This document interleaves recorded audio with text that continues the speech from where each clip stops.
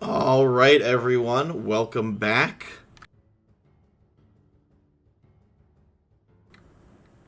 Before we go and get started, let's go ahead and do a little recap. Last time on the Grillonal Chronicles, Storm on the Horizon, Session 41. Knock knock, ocean calling. The party continued to explore the dungeon of the Sea Hags, coming into contact with another fishman and his compatriots. After Renji conversed with him for a moment, the fishman admitted that despite Renji's offering of a goodberry, they would still have to kill the intruders. Except for the guy who was taking his union-mandated break. After getting his ass kicked, however, the fishman backed off. He told the crew about the mistresses who were gathering souls in this cave to send to the infernal realms. As they explored the rest of the cave, Galen found the driftwood throne of the hags that lived in this cave. And after some more lighting issues, the party confronted the Coven.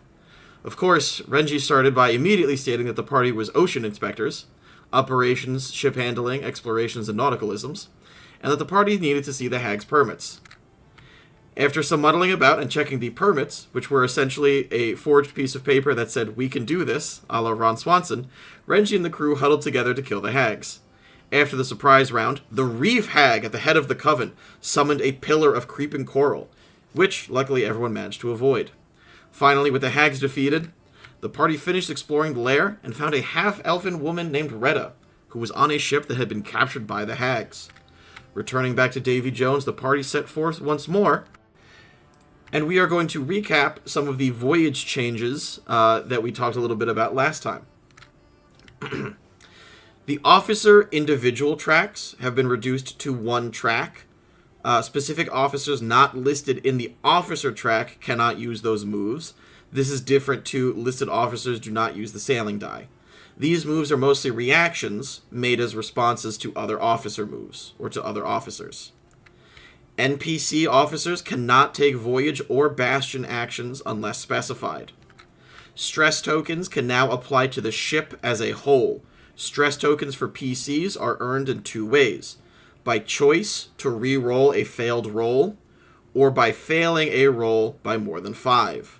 Ship stress is only reset when you enter a civilized port, so not just randomly landing on an island to resupply. If the ship's morale is lower than 0, or if the ship has any stress tokens above 2, the captain must make a mutiny check for each voyage leg. I would also like to draw everyone's attention.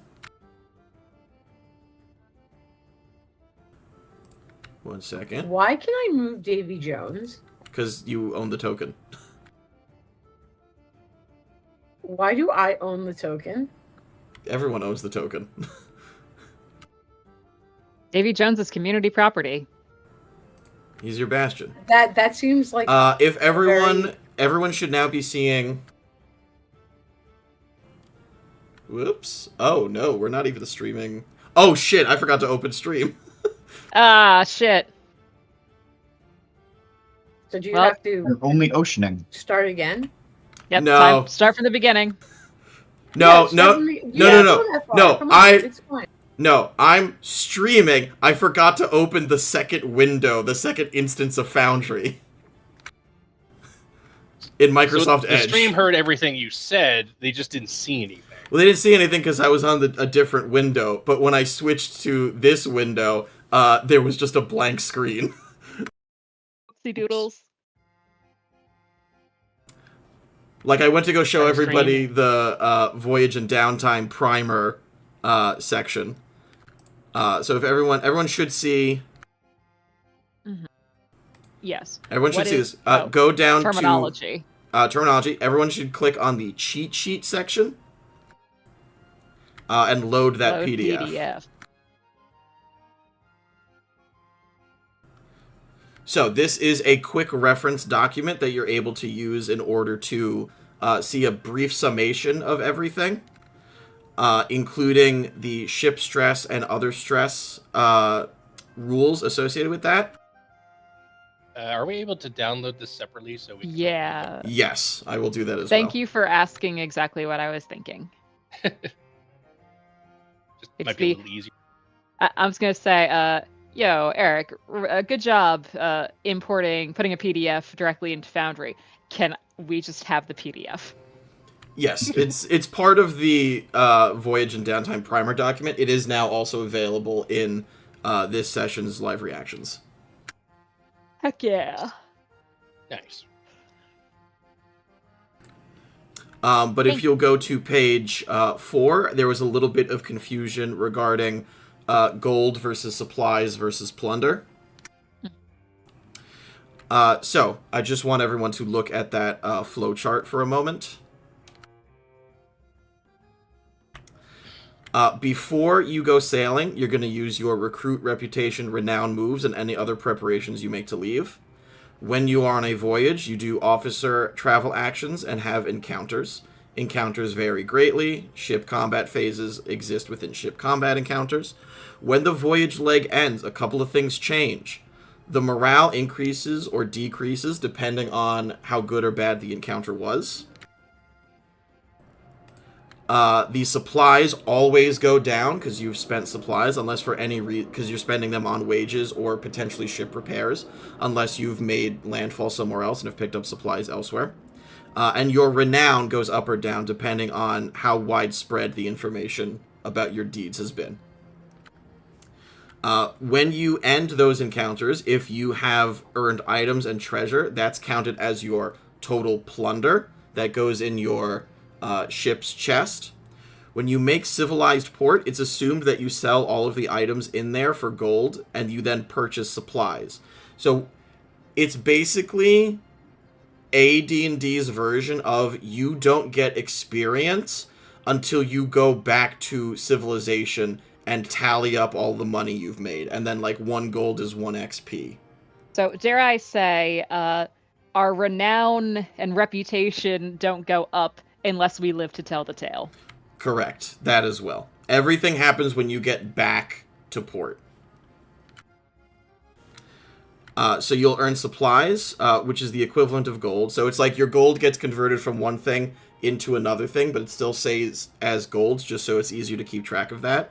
Items get sold, turned into gold. That gold gets used to purchase supplies. And then as you sail, that gold number decreases.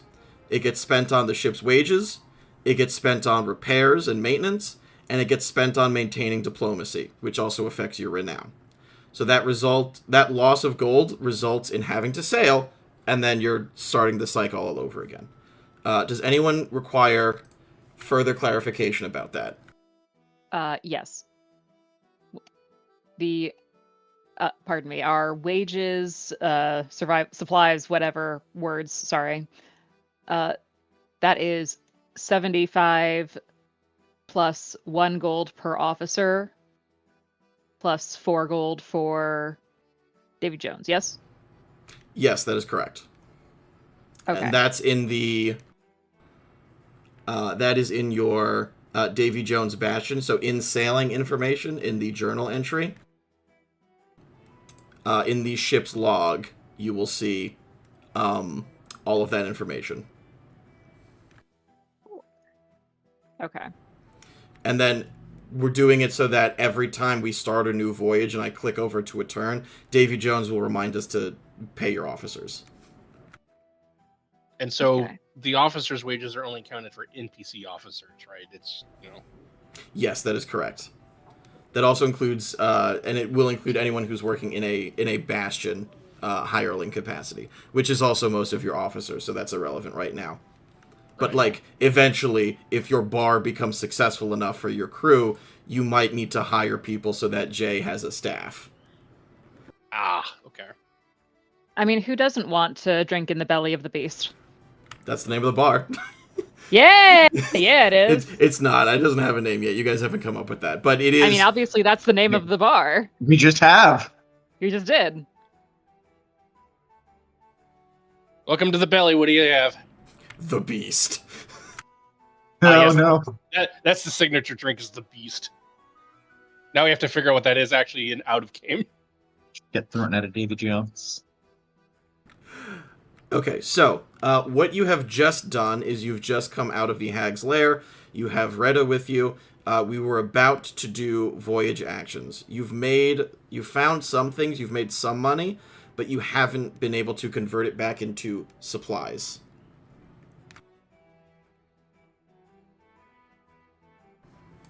So I think the intent was presumably to try and reroute a sailing route to this area over here.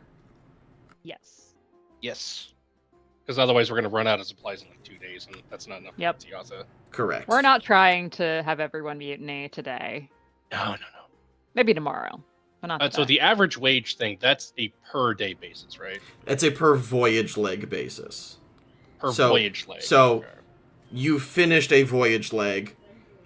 We would technically be on a new voyage leg. So you would Mhm. spend the money during this time. Okay. So we just need to, when we're in port and about to set sail for a new location, we need to have a semi-accurate estimation of how many legs it will take to get to the next port. Correct. You can also technically resupply at any of these islands over here.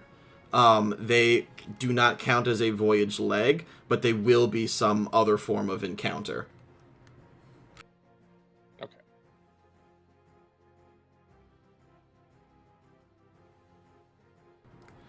Alright, so let's go ahead and let's do our voyage actions. Remember, if anybody needs a refresher, it's in the Voyage and Downtime Primer in Sailing Information, just because the officer tracks are somewhat new. I just have a question. The settlements mean ports or no? Settlements are ports. Anywhere that there's civilization. So landing on a deserted island is not going to help you sell your gold, but you might, like, kill some boar and have some supplies. Okay. It would be Alright, equivalent to, like, cool. your fishing action. Yeah, no, I get that. I was just like, I don't see a thing that says port here. So I was like, does that mean settlement is port? So I just wanted that to be clarified. That's a good call. Let me add that.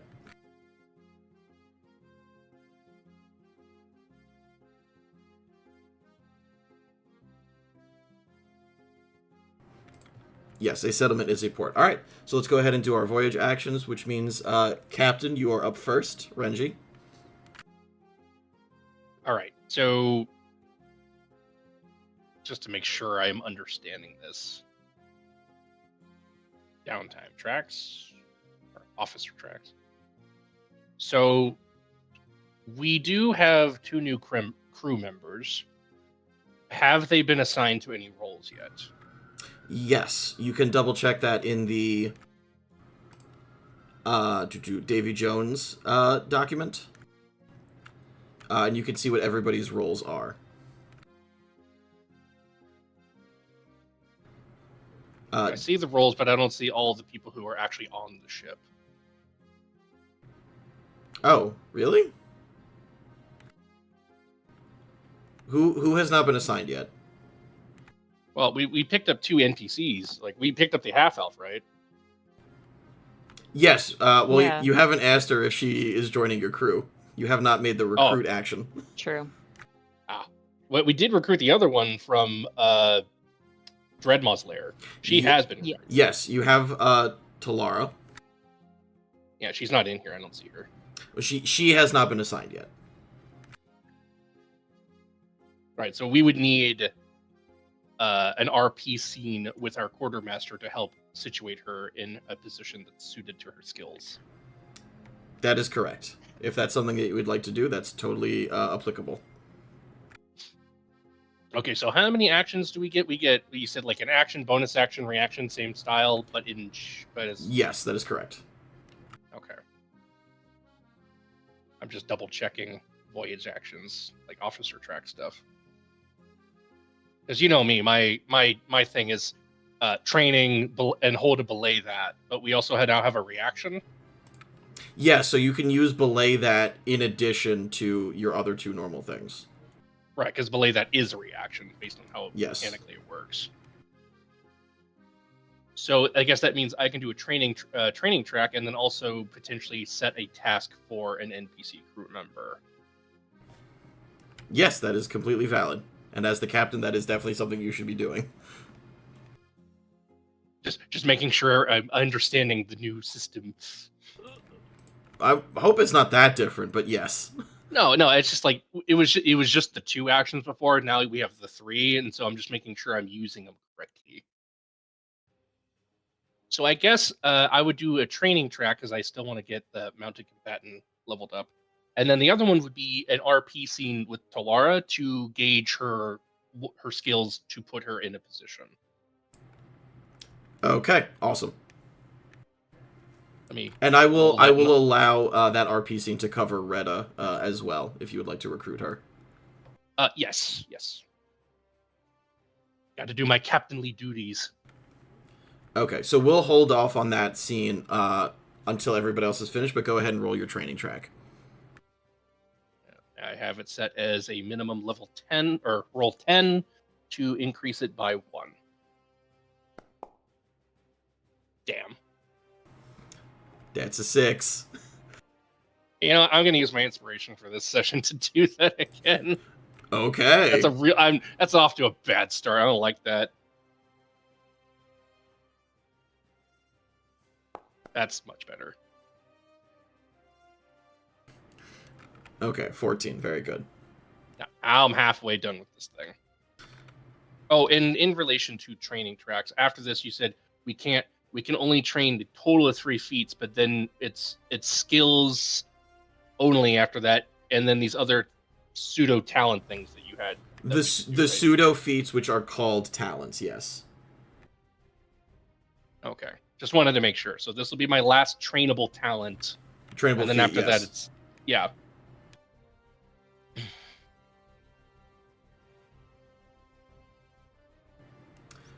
Okay, Arachne, that is your turn.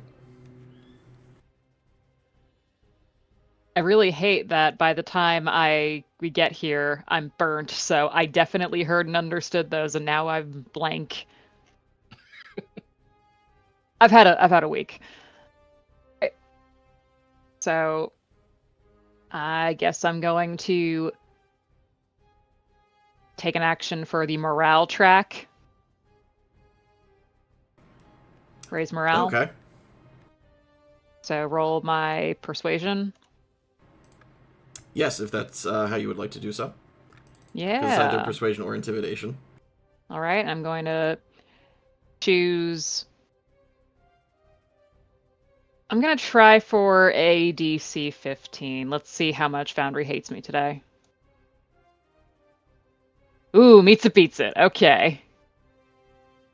Foundry favors the Sam. Okay, nice. All right. And when you say there's an action, there's a bonus action, are there certain things that can only be taken as an action or bonus action? You get 2 voyage actions. Okay. And anyone can do anything. It's not you only do one thing. Anyone can do anything. If you are the listed officer in any track besides the officer track, you add your sailing die if you are the listed officer. Okay, I've got a stupid question. Where is the officer track on this cheat sheet? It is the first track. It's the largest track. It's in the downtime track section. It's not in Training. the PDF part. Oh, it's not in the PDF. Yeah, that's what I'm asking. Okay. It's not in the Thank you, PDF. thank you, It's Jeff. in the sailing information downtime track section. That's where you're looking for. Okay, I'll add that to the PDF. Yeah. All right, the downtime track. I think you wouldn't be doing raise morale. You'd be discipline the ratings, which is what you would actually be able to add your sailing die to, and it has a similar effect. Well, I already raised morale by being like. Well, so I mean, you chipper and already friendly, did, and so- everyone loves me, guys. I am so likable. That's my superpower. It's just next time it would be discipline the ratings, because then you can add your sailing die to it. Shouldn't it be rattlings? Of course, it'd be rattlings with you, wouldn't it? I didn't say that. Oh well, now we have to hire some rat. Well, we have one rat guy, but We he's have exactly one ratling. He's doing his best. We're workshopping it. Quartermaster Raki, discipline him. Discipline your rats. Like, all one of them. Hey, Reptile. Yeah. You want to hear a joke? Yeah.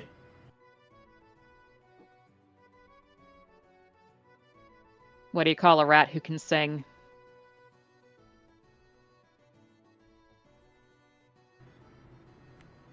A meowsician. No. That. Yeah, there you go. Wait, a rat that can sing? A meowsician? Sorry, a mousician. Yeah, a cat that can sing is a meowsician. No, sorry, that was Sam can't read. It's been a week, y'all. It's a mousician.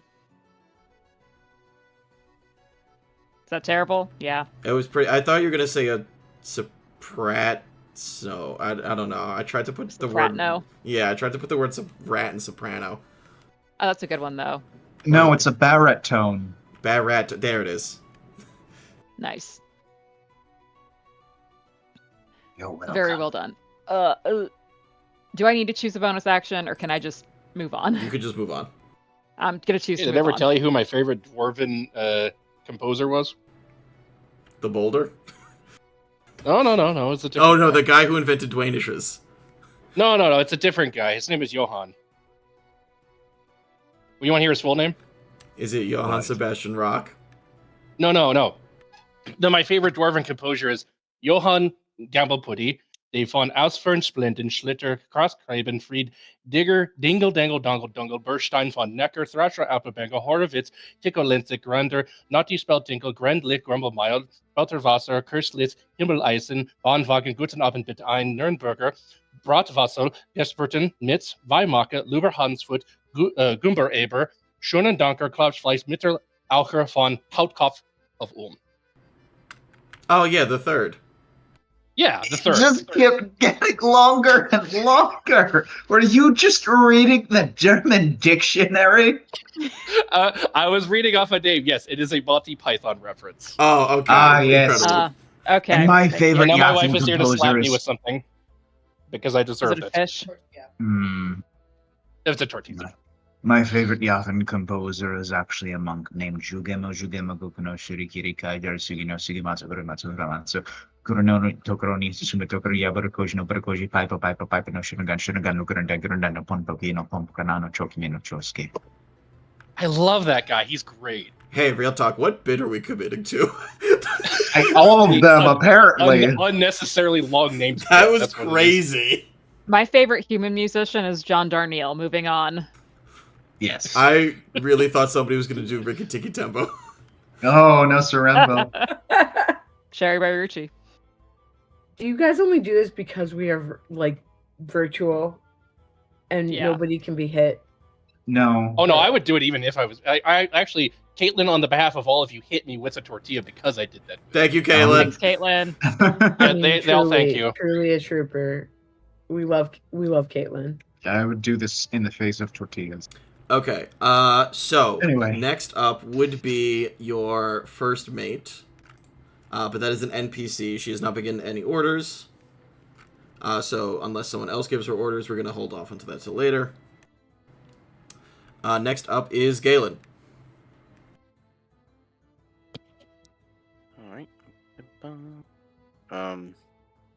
Let's see, let's try and go fast. So I guess I would do the action of Well, don't forget you have to basically set a whole new voyage leg in place, so you have to take that action as well.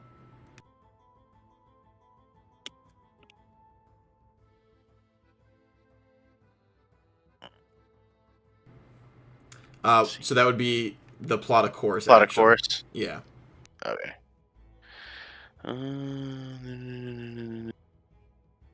Success, which is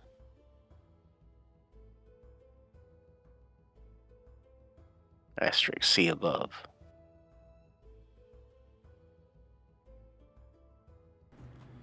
So you choose the DC. So if you choose the DC is 10, then that's fine. Oh, from the make a map, or wait, or is it completely You said asterisk sea above, but I heard asterisk sea of love, which is like, oh, another cheesy romance novel. Yeah, we're taking voyage actions to sail through the Sea of Love. Well, that's not a Bora, because her novels are good. Correct.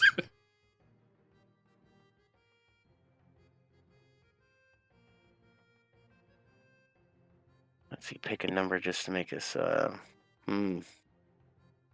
guess I'm good for like a DC 15. Okay, excellent. I guess.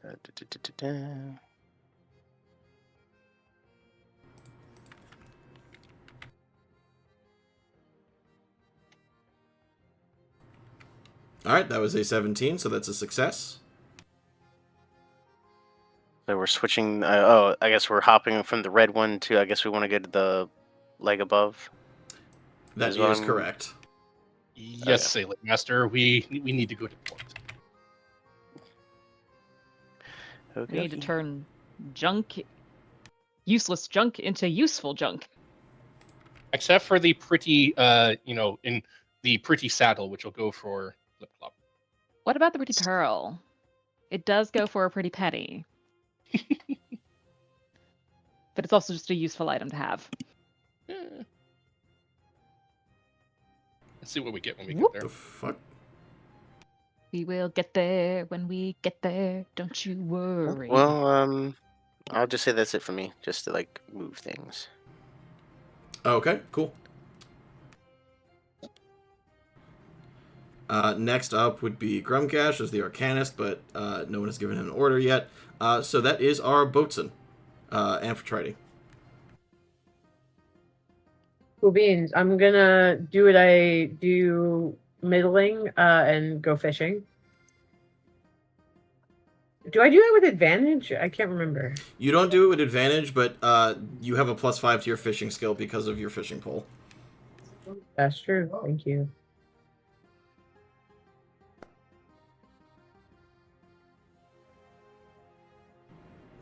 All right. Yeah, see, that's a 15. Yeah, but I rolled a 4. Yeah, but it's a 15. That's phenomenal. It's a 15. No, it's great because otherwise I would have been stressed. Other thing I want to do. So wait, what happens with the 15? So on a 15, you spend less supplies, which means the total wages go down. All right, cool. So on a 15, it's a 15% less. All right. Do you have to roll a die for something about fish or no? Yes, we have to see. If you get hit with a combat encounter for a fish. Oh, we have to. You're gonna slap us with a fish? Gonna slap you with a fish. All right. I throw it and it comes back to me. All right. Can I? What's it called? Can I try to get proficient in like? What's it called? Intimidation. Yes, you can train a skill. How do I do that? You would select it as your training track, and then you would roll intimidation. So I just roll intimidation. Correct. All right, and I'm gonna do it at DC 10 just because I have like it's net 0 anyway, so Yes. I would just have that would just give me barely any edge. So and Avalon, does that? Hold on, let me try again. That was the wrong one. Oh, Ooh, a Tailorfish. tailorfish. fishing DC 20, attempts 1, successes 1. Oh, okay. Oh, So you don't fish. catch that one because it was a DC 15. A DC, yeah. All right, so I'm gonna roll intimidation and see. What happens with that? Oh, I got an 11. So how many times do I need to have successes with the DC 10? 8 successes. 8 successes. Okay, and that's 1. Cool. All right. That works out, and then I will we'll talk about future stuff later. All right. Okay. Sam, the ship only spends 64 gold in wages this leg. All right. Give me a hot second to open up the party chest. 64 golden wages, you said? Yes, that is correct. All right, we have 78 gold remaining. Why won't it let me just edit the number here? It should. It's not letting me. I can withdraw or deposit. But it won't let me... I mean, I guess I withdraw 64, and then it's on my sheet, and then I delete it. Oh, as a GM, you can update the currencies on this item pile. Well, that's fucking stupid. Yup. Okay, hold on. I'll try to give you permissions to do that later. Yeah, alright, so... Petrus, you Cool, have the Glaive of the Green Tyrant, right? Yes, I do have that. Okay, I have to get rid of it from this storage unit. That's not what I meant.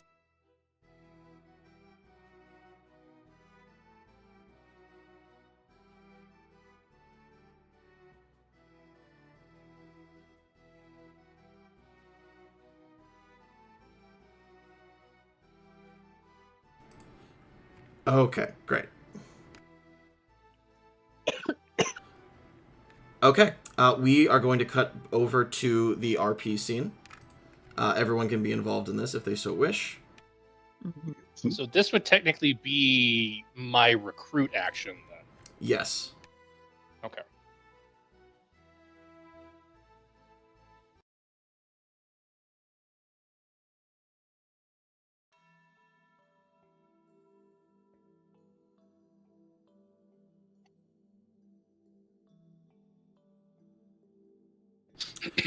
So, you are all in the bar. You have just come back from the hag's lair, and you've rescued...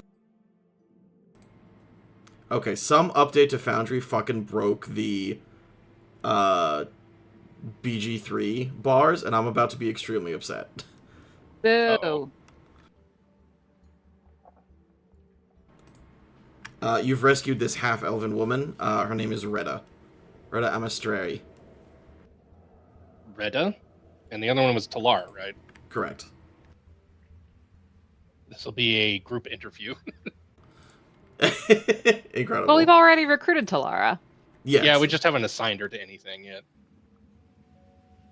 This will be what I would like this to be is a RP scene with these characters to try to figure out what skill sets and this out of character would be technical stats, so I know where to put them. Correct. Yes.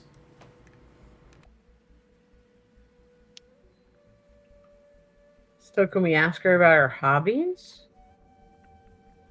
Well, what are you proficient in, kind of thing. That seems like a little on the nose. Talara takes her drink. She slugs it back. She puts it down on the thing. She goes, I've worked my way up through the ranks from many a ship. I've had to prove myself time and time again. I've been a cook, a lookout. Never made it to gunner, but pretty much anything else on the ship I could do. Okay. I mean, are you inclined to stay with this crew for a bit, or you think you will jump ship as soon as we get to the next port? You all saved my life from Dreadmaw, and it sounds like you're on a quest to take the scaly bastard down. I am, as they say, I am in your debt. All right. Well, we do have some spaces open, and we need to have them filled.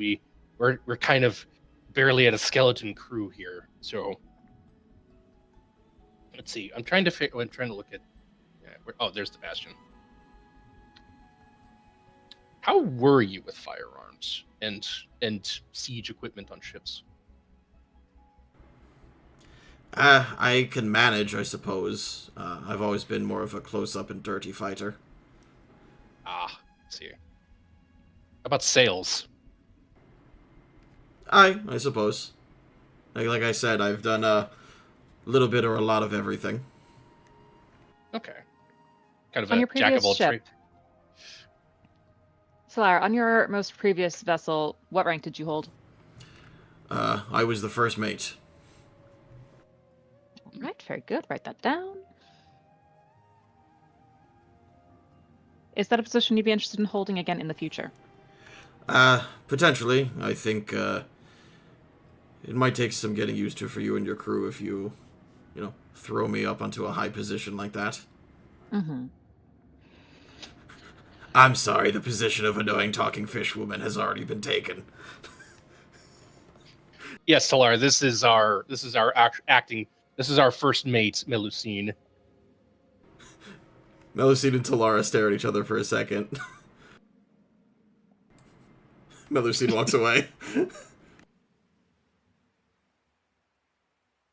Well, we do need some a rigor of some kind, or somebody to take care of some of the more minor tasks need to be done, but don't rise to the occasion of a major officer.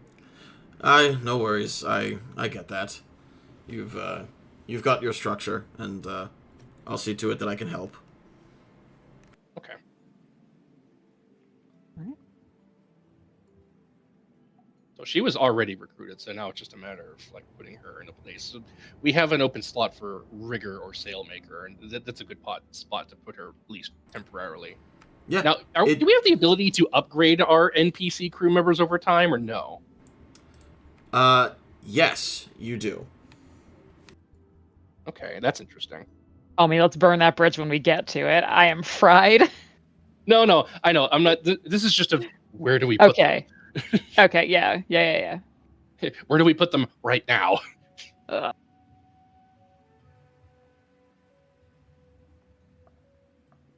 Yeah, you've been through a lot though, so have another beer here. Don't have to tell me twice. Okay, Retta. Hi. If I may have a word. Sure, yeah.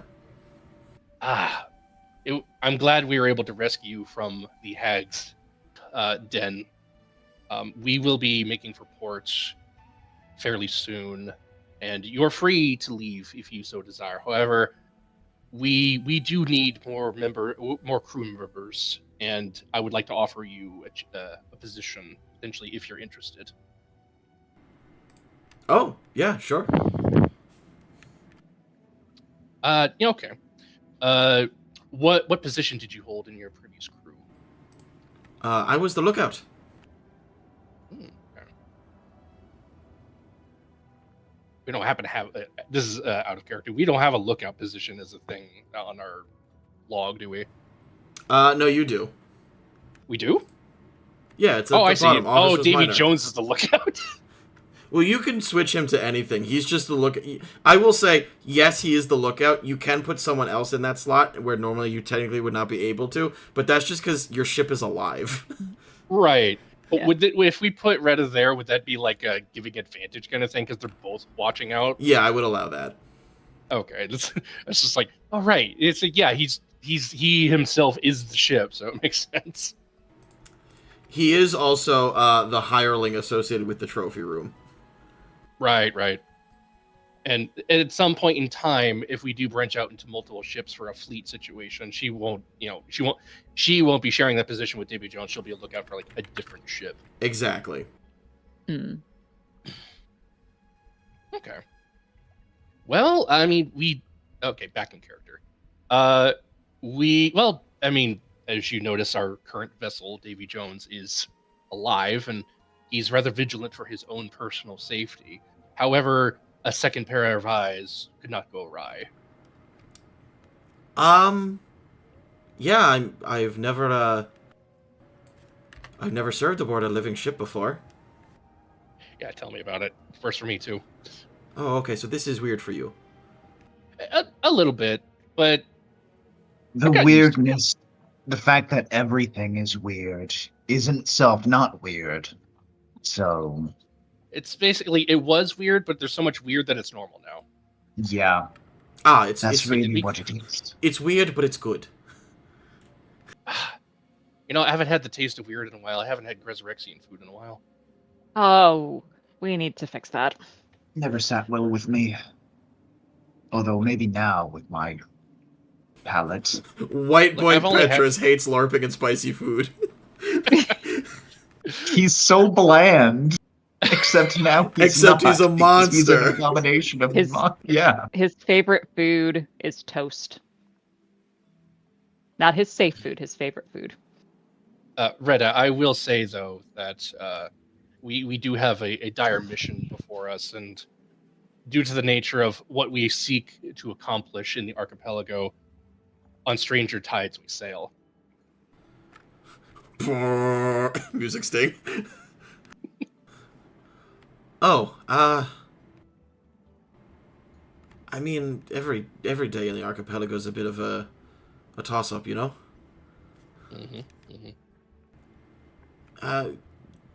May I ask what our heading is? Current heading is for the nearest port, which I believe you'd have to talk to Wethby about where the local port is for that. But the overall heading for what this voyage seeks to accomplish is to make port in Umai. In Unai. Okay. Oh, in Yatha. All right. Yes, we have some business to attend to there. It's a bit out of the way, but if you'll have me, Captain, I'll be glad to join. All right.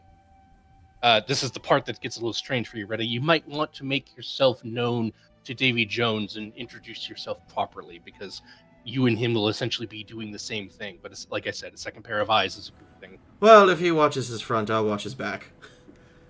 Yes, very good. Turtles do have very terrible peripheral vision. They do, right? All right. Well, glad to have you aboard. Firm handshake. All right. Away I go. And so I have this to roll magical a portal recruit. to Like stand I on the back said, of a giant turtle. It only gets weirder from here. Bro, So we that started required- this weird. So that requires me to roll a recruit action. Yes, and I'll say you Or can we- roll it with advantage.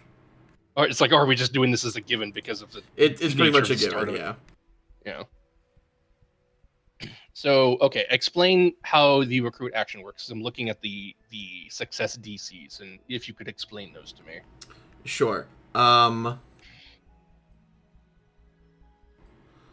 me make sure I got the right document. As the captain, I need to know more than everybody because I basically oversee everything.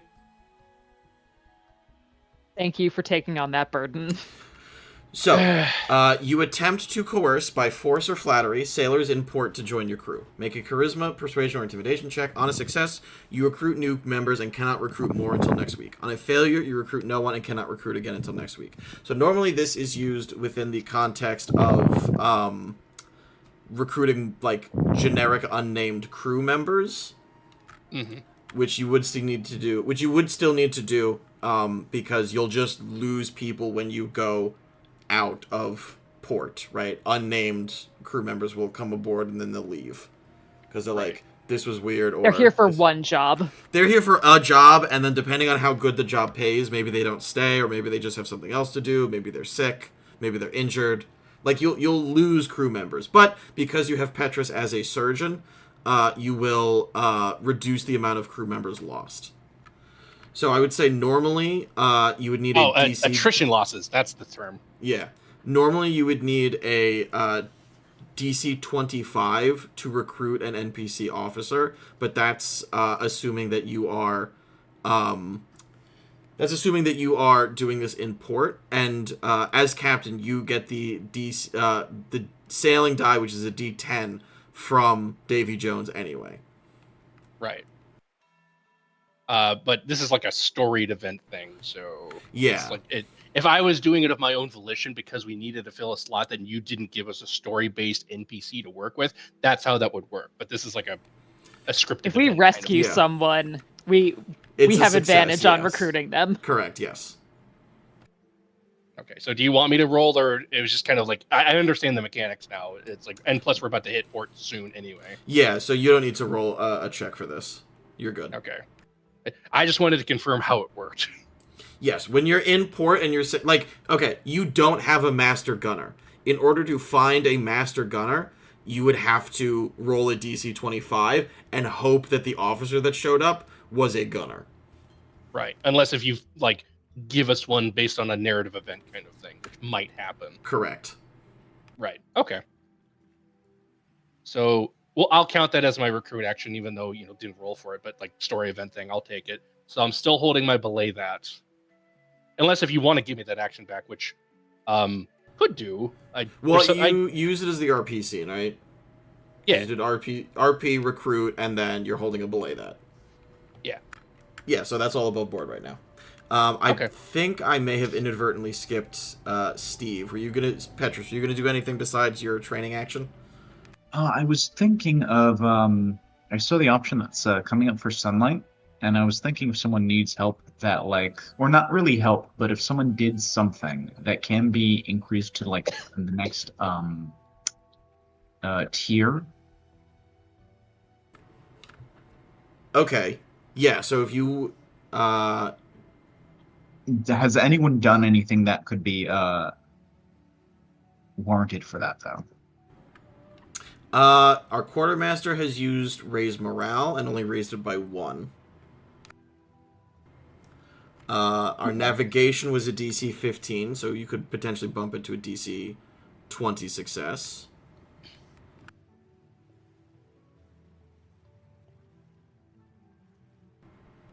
And what's the benefit for increasing the navigation? The benefit for increasing navigation would reduce time spent traveling, or in some cases, it could prevent disaster, or could prevent a negative encounter in the area. And it was a DC 15, right? Yes, it was a DC 15. All right, let's So go. Fuck. Belay that. Yeah, that's a nat 1. Okay, so belay that so you Yeah, can thank that. you. What were you going to say, Joe? No, just belay that. There we go. Yeah. Bump that up to the next tier. Much better. Good thing I have that belay that. I'm so glad we decided to add that to the ship things for the captain's thing. It makes so much sense. Yes, it's also very cool. Yeah. But yeah, that would be me. Okay. In awesome. that case, I'm guessing Petrus is kind of like taking the air, walking alongside Galen, and just being like, "Hey, let's take a look at the sunrise or sunset or sun whatever." Just be like, Look at the sun. "Let's watch this thing." Right directly into the sun. My eyes. Okay, awesome.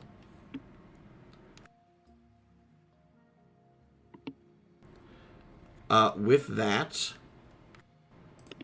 did I miss anybody? No, I believe that's all the voyage actions that you guys need to take.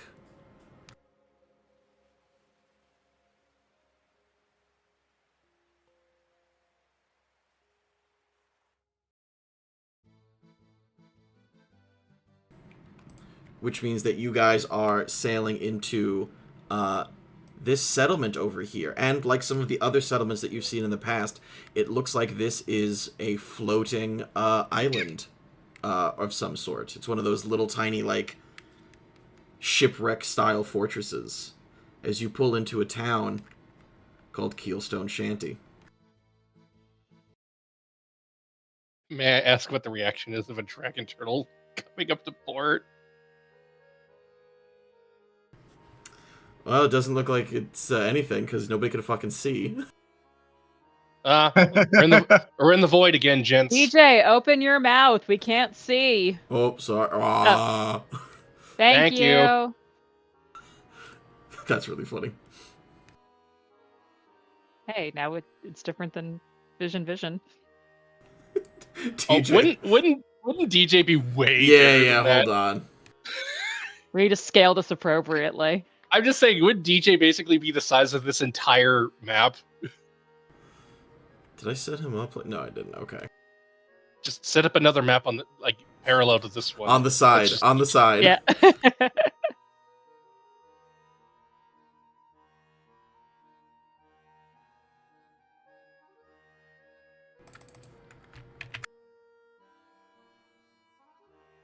Davy Jones swims up to a port, and everyone in the town is, That's a huge bitch.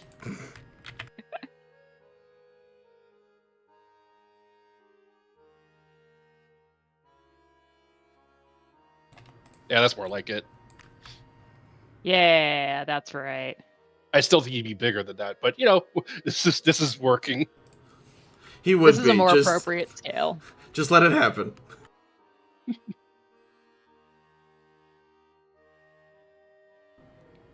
God damn it. Who the fuck is that? It's me, Falscariel. Arachne, you don't need to disguise yourself here. At least I don't think you do. No, but I'm well, I ran into an issue. Is that the problem with the disguise is that it's only Stop. visual. What? What? No, okay, I'm sorry. Or did you just get used to being a gator? It's called LARPing. No, I know. I know. We figured this out. Thank you for informing me of how that works, Arachne. I'm very intrigued. I'm sure. yes. I'm sure the head of House Hane would also love to hear about it. Okay. Probably. No. It's my issue is that with this disguise is that I don't smell like a gator. Oh, yeah. No, Okay. So, yeah, as far as I understand, that spell doesn't do that. You Correct. have landed in one of those little floating ports called Keelstone Shanty. The reason it is called Keelstone Shanty is that there is a fortress at the far end of this island, known as the Keelstone Keep. Was that the 3 ships tied together? Yes, that is up there. Mm. There are a couple of different buildings here. The most important of which is they have 2 pubs, the Leaky Hull and the Drowned Keel. As you're walking through, you also see a sign that says Bilge Bottom's Genuine Reliquaries. There's also a manor house called Coral Deep. There is a smithy here if you wanted to purchase armor and things. And there's also off on this little spit of rock the Keelstone or the Stormseer Stormseer Towerstone Observatory. Oh. First things first, let's assume that you sell all of your items.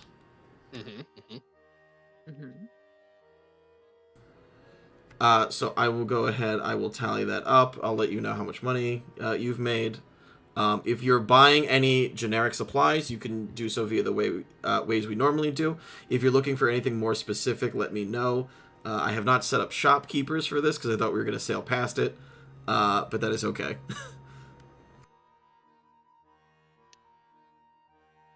Master Westby, if you could, as our sailing master, could you please take a little dip into one of the pubs here and ask how far we are from Yatha at this time, so we can plot a proper course.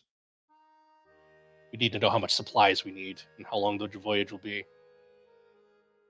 It shouldn't be much of a problem at all. And then once we have that information, Arachne, you and I can go figure out the supplies needed for the said voyage. Absolutely, sir.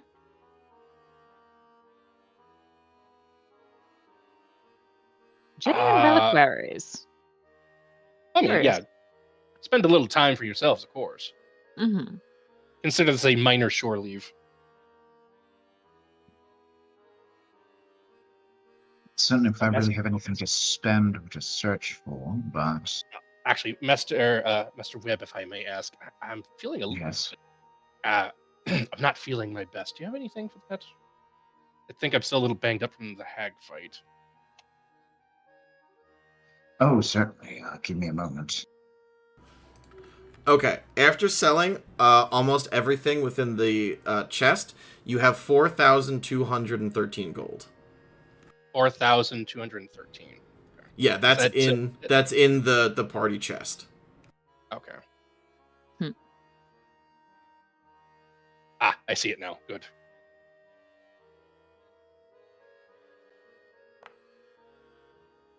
There we go. Ah. That should help a little bit. That does feel a little bit better. Thank you. And if there is anything that you see in any of these shops that you think might be useful for us, or in your ventures into alchemy to help deal with this issue, let me know. We might be able to dip into some of our funds and get it. Can't think of anything that comes to mind, but I will let you know if I see anything. Of course. Hey, Amphitrite, you want to get a beer? Do I ever? Eric, I have a question for you right quick. Yes, go ahead, Sam. How many NPC officers do we currently have? Great question. I believe it's 4 counting Melusine. Does Jay, as the cook, count as an officer? Yes, he does. Oh, I guess it'd be 5. That is Five, an then. officer position, yes. Okay. It'd be Melusine, Jay, Talar, Retta, and Storm, and Grumgash. All right. And Davy Jones. Then, Davy Jones then is that's included. 6. Okay, I'm going to count it as 7. David Jones counts as 2. No, Davy Jones counts as 4. Yeah, I know. I Okay. did that. So it's 5 plus Davy Jones as So who 9 has total. 4. Yeah, no. For a mathematical, we have 50 days worth of. We're able to buy 50 days worth of supplies. That's pretty good. Although we still need to figure out how long the journey may be first. I don't want. I'm sorry, we not wanna 50 get the days, 50 legs. That should be enough to get there, but I want to conserve where we can. Correct. You can choose to go half rations, but morale decreases faster. Oh We're no, not we ain't going doing that. half rations. No, Come on, that was. You know that wasn't gonna happen. no. It's like I love it. The idea is that Arachne and I are having this conversation. A duck shows up and says, "You could go half rations," and we both look at the duck. Shut up. Who asked you? Maybe your rations. Duck Like, off! I'm like, I think tell there's them. only one Behold, option, and that's to half- eat the duck. I was gonna say. Oh, hey, who wants so we're roasted gonna go duck? duck hunting. Quack. I'm like, 51 legs of ration. Steve, help. What? Hit the Oh, button. he told you to duck off. What button? The duck button. Oh wait, do I have it? No, not that button. Was that deliberately not the duck button? Yes. God damn it. I should have known better than to trust you. You're an agent of chaos. And with that, I hear clip clop in the distance. Are you counting Grumgash as one of the officers? Yes. Well, yeah, Okay. he's the Arcanist. Yes. Okay, just checking. It's the. My question was just whether or not Jay counted as an officer. Yes, he is a minor Well, he's the officer. cook, so yeah. He's the cook. Listen, we love Jay. He's our friend. Oh yeah. It'd be rude to not count him. Exactly. Well, he does have an officer move. He has the cook and the musician both have the inspiration move. All right. Right.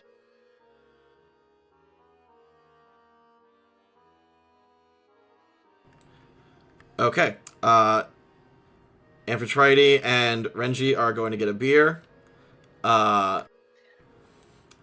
Anybody go into genuine reliquaries? Yeah. I'll let you guys go first, and then if there's anything interesting you think I want, let me know. Okay. Galen, are you doing anything? Going to one of the bars or taverns for trying to get the sailing information. Okay. Are you going to a different one than the other two are going to? Yeah. Okay, cool. Let me double check. Okay, so that's the leaky hull.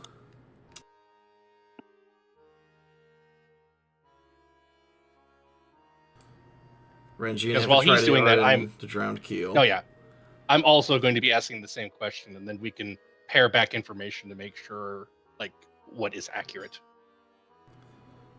Okay, cool. Okay, so we'll start with Steve and Sam. We'll start with Petrus and Arachne. There's so many names. Spiderweb. We'll start with the spider webs. Yeah. It's only going to get worse with more officers getting added. Dude. Spreadsheets! Spreadsheets! That's a job for the quartermaster. I have to make them first. Yeah. Okay, either one of you could give me an investigation with advantage. Because I assume you're helping each other. Will be me. Yeah. Yeah. Spiderweb is on the case. Spiderweb's on the case. Okay. Petrus, you're looking through these reliquaries. A lot of them are the bones of quote-unquote famous pirates who have died at sea. But you don't really... You have an eye for magical items simply because you've been in High Rock for so long. There we go. But looking around, you see a pistol.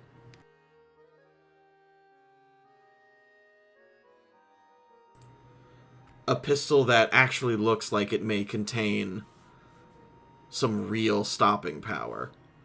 Oh, if I could have that in real life as a thing on my desk, I would. It's fucking cool.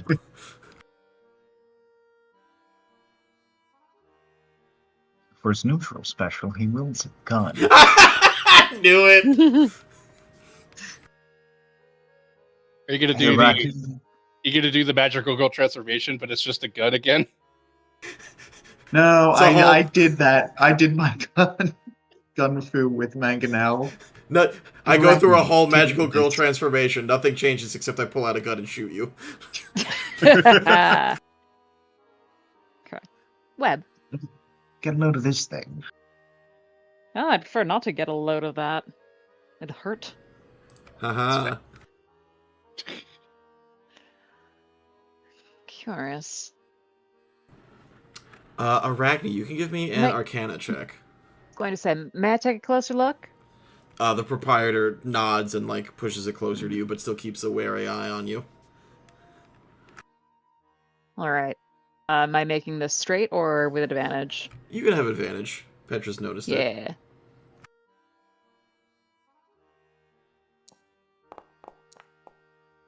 Oh, Ugh. Foundry will let us be very average today. A 14 is enough, I think, for you to recognize that there are some similarities in the arcane signature associated with this gun that there were with the lantern that Captain Murgar took from you guys. Furious. So, Aye. what's the story behind this artifact? Oh, I couldn't tell you. It came up to me from a haunted ship, they claim. But, talk of ghost pirates, they went down with the ship. Somebody grabbed the gun. It's one of those, like, marooning pistols. Marooning pistols, really? It's a single shot? It's a single shot. Fascinating. Yeah. How did you come by it? Like I said, I was given it. I was sold it. By whom? I don't know the name of any wannabe sailor who wanders in off the streets, but he claims that he was the last sole survivor of a shipwreck. That a ship Did he attacked name his him. ship? Did I apologize. I'm a journalist. I need the story. He did name his ship. Let me get the random generator. And he pulls out a giant book. Oh, of course. Yeah, the inventory log. No of way. course. The proprietor brings out a D20. Hold on, what the ship's name was? Yeah, exactly.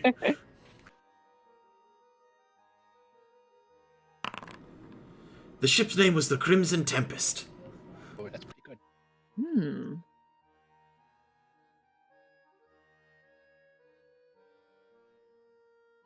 And how much are you willing to see it go for? Just shopping around right now. This is a magic item. I'd be willing to let it go for, I'd say 2,500 gold. Curious.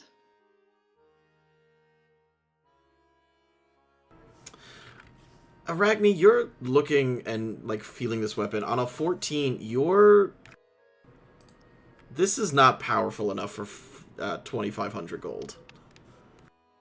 All right. So, would this be a persuasion to haggle him down? Yes, I will allow a persuasion. Right. Normal. Yeah, just flat.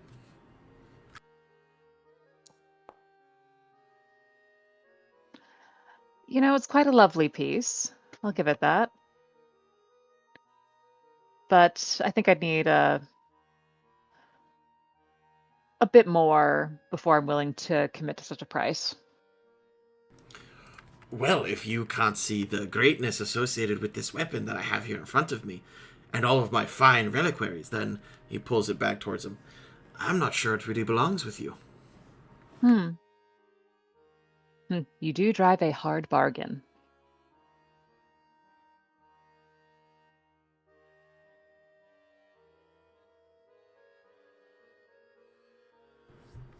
I tell you what, why don't you go out, have a little think it over, and if you come back, we can talk again. That is about what I had in mind. If not, it was lovely meeting you and your friend. Of course. Yeah, be well, sir. And you. Okay, we're going to cut over to Renji and Amphitrite.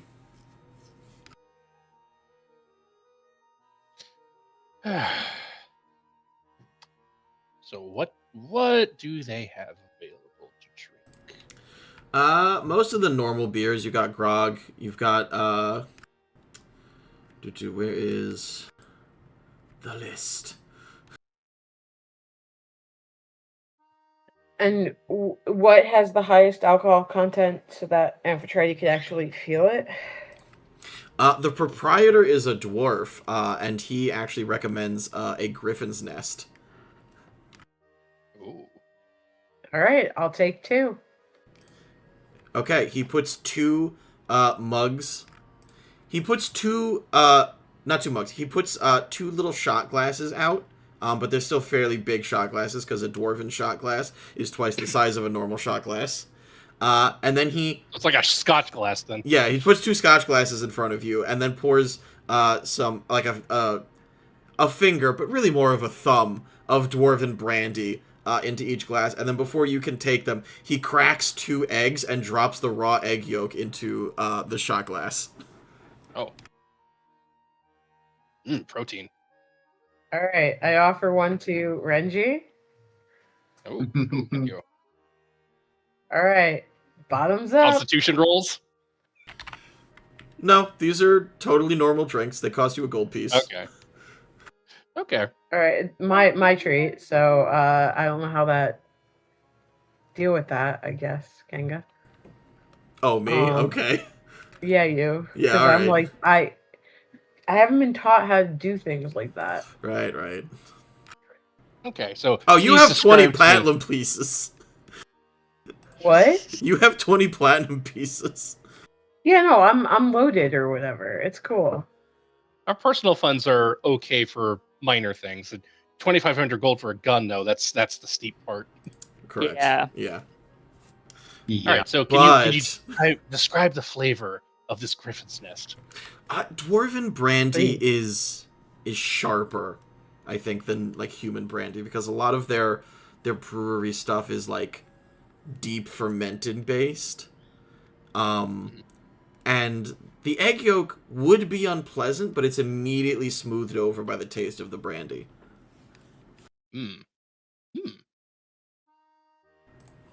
So it's not bad. Oh, I wasn't sure I was gonna like that, but I kind of like that. Another Speaking of which, round. Speaking of which, I'm gonna go have IRL a shot of Crown Royal whiskey for my cola. You get another 2, Amphitrite? Yeah, absolutely. That was delicious. Okay, incredible. How do I feel this alcohol? Like, please explain. I think you feel a similar sensation, but the thing is, any alcohol you would have to consume in such massive quantities to get even a buzz. So, like, it's tasty, but if this is the most that they have to offer here, you're not really going to get much out of it. All right. Perhaps we can order a larger order when our friends come back and we all convene. We can get a little bit more. Oh, perhaps we should... Oh, wait, Amphitrite, you've given me a great idea. We should restock the belly of the beast while we're here. Can we do that from here, or is there like a liquor store to do that? I'm pretty sure back in the day you would just buy it from a bar. You would. That also can be counted as the, like, supplies that you guys have already earned. Mm-hmm. But yes, good RP. Oh, proprietor. Aye. We are sailing east. How far are we currently from Yatha? Just as a reference point.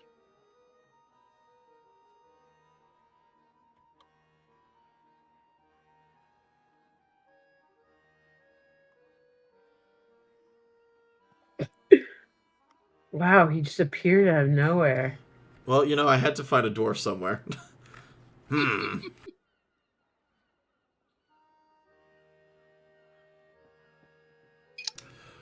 Oh, I'd say a good 10 or 12 weeks, thereabouts, still. Ah, okay. Maybe a little less with favorable winds, but we don't see many Yathans out this way. Not usually, no. Any interesting rumors about? Great question. He reaches under the counter, pulls up a giant book. Oh wait, so like the dwarves of Warhammer have the Book of Grudges. This guy has the Book of Rumors. No, that joke is Eric needs to consult a random table. Ah, but yes, this dwarf has the Book of Rumors. Correct.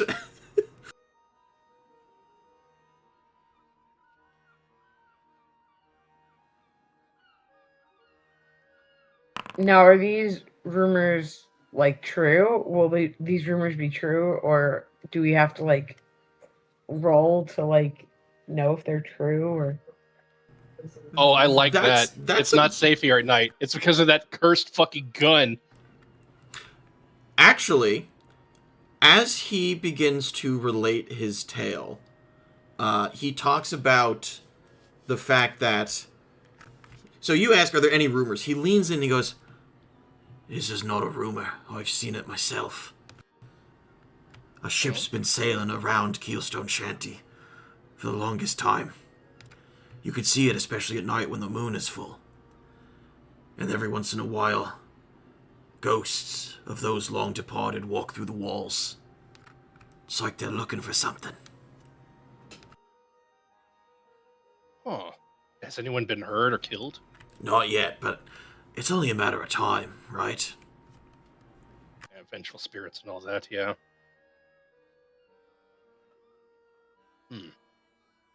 You said like full moons specifically is when they're most active? Most active, yeah, but that's when you can see the ship. The rest of the time, it's just the fog. Okay. when's Out the of game next full question. moon? Yeah, I was gonna say tonight.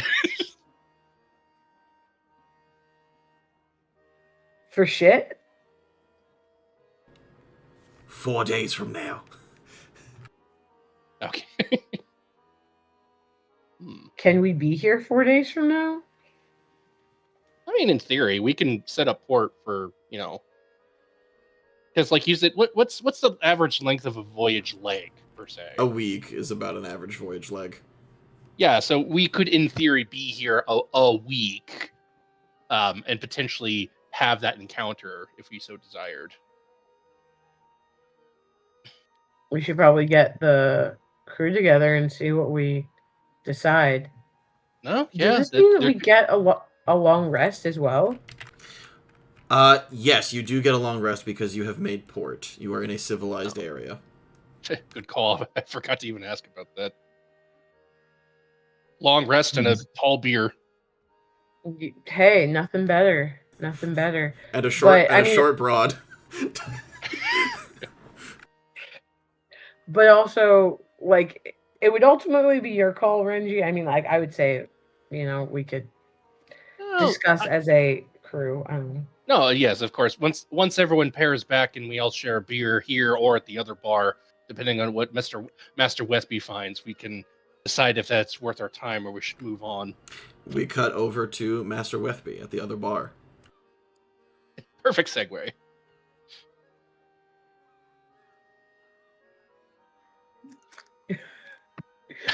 Oh yeah, it's my brother. Shit.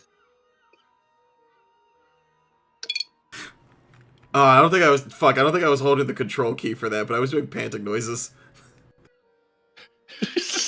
Oh yeah, no, you weren't. We couldn't hear you. But they're twin dwarf brothers having rival bars. Okay, hold on. Let me do it again then. They're not rival bars. They're cornering the market. Oh, okay. Galen, you walk into another bar. There's a dwarven bartender. Hold on. He has an eye patch on the other eye.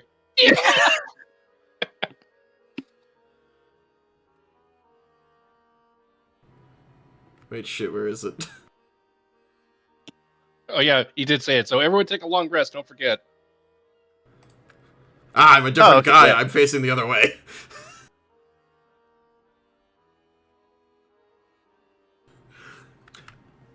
What'll it be, sir?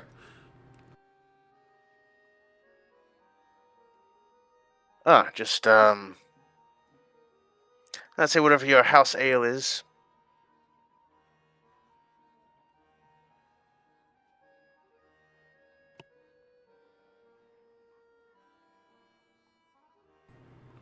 Do I have an ale? What self-respecting pirate's tavern doesn't have an ale? Oh, of course I have an ale.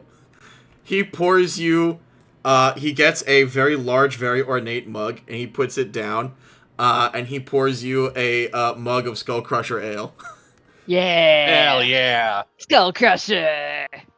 God, that A tastes good. pinnacle dwarven ale. Yay, nothing happens! Woohoo! He's stable for now. For now.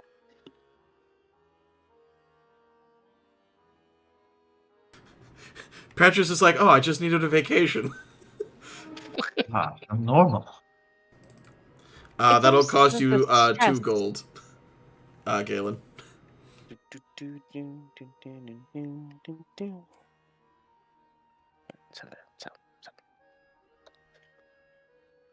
Pink. And I guess, like, over like a period of time of just, nursing it and everything, and then eventually I'll like. Are you doing the Aragorn? What? No. I'm like at the bar, but I'm drinking it and just I'm not gonna just like dive right into like, hey, I'm buying this one drink and I'm going straight in for Got it. Okay, so you said you I'm gonna nurse the drink vibe a for little while. bit. You're not gonna just He wants to enjoy the atmosphere, the ambiance. Yeah. Really sink into the role. Like red, being like, in brain this tipped cell. over boat, vibe. Okay. So after a little while, as your mug begins to lower, this dwarven bartender comes back over without saying anything and pours you another. Well, actually, that's good service. You think he winks at you, but he's wearing an eye patch, so maybe he's just blinking. Hair in the eye, true. But pardon, bartender. Aye. We've stopped here with a crew, and I think we got a little bit tossed off course slightly, and I was wondering if perhaps you had any if any other passing sailors or anything had left any star charts or maps. Pretty much want to re-get my bearings onto getting us back on course, or at least more accurately. Our destination is a port over in Yatha. Aye.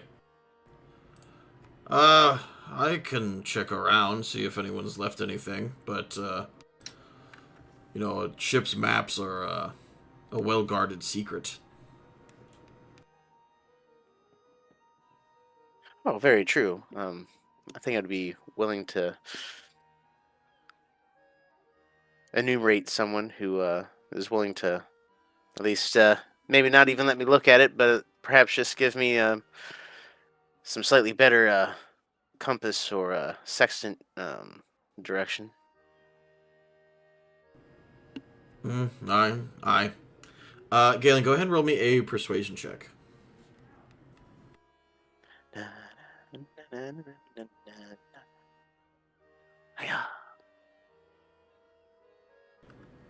Okay. On a 17, you're actually not waiting that long before someone comes up to you and was like, "Heard you're looking for sea charts and maps." Yes. Whether just sharing a little bit, or even if they are unused or copies for perhaps some purchase. I see.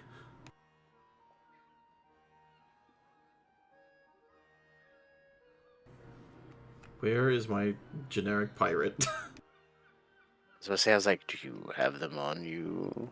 I'm looking for a generic pirate. Are you sure this thing next to where Galen is in the bar? Are you sure that's not the observatory? Because I see a big spyglass coming out of that thing. No, the observatory's down here. Yeah, but this is the one that has the giant telescope. Oh, wait. Which one is that? That's I? Oh, yeah, that's the observatory. Then what the fuck is that other thing? The Just lighthouse, tower? maybe? Oh, no, they both say I. Oh, huh. They're both marked as the observatory. That's really fucking annoying. Huh. Rival observatories. Both with dwarven bastards. That's really funny.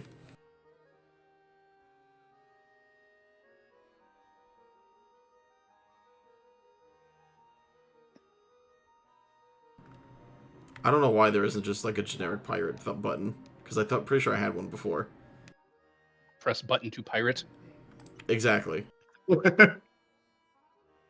Press R. Oh yes, the R key. You're right. Yeah. Okay. Be willing to sell them to you for let's call it 50 gold.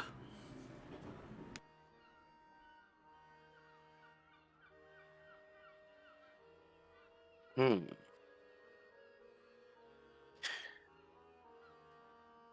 $50 gold sounds reasonable, but perhaps I could see a page or two just for veracity, sailor to sailor.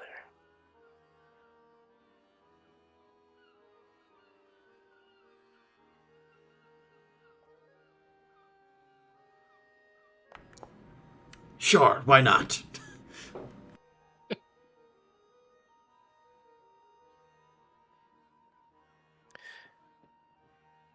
Okay, would I be able to use my sailing skill to kind of like...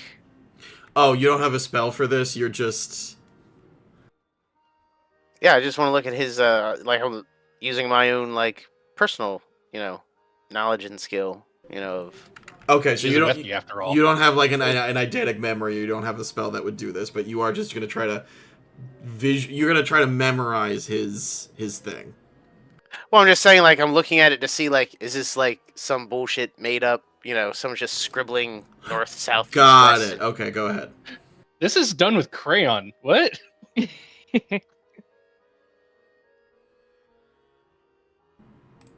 That's a 21. This map looks legitimate. This chart looks legitimate. It indicates where Keelstone Shanty is, as well as a couple of different areas around you. What you notice in particular is that a little bit off to the south, probably 2 or 3 legs away, is another dungeon has been indicated. So, everything seems in order. What do you know? And like, I do like a little finger walking about. Oh, that's Jellyfish Cove.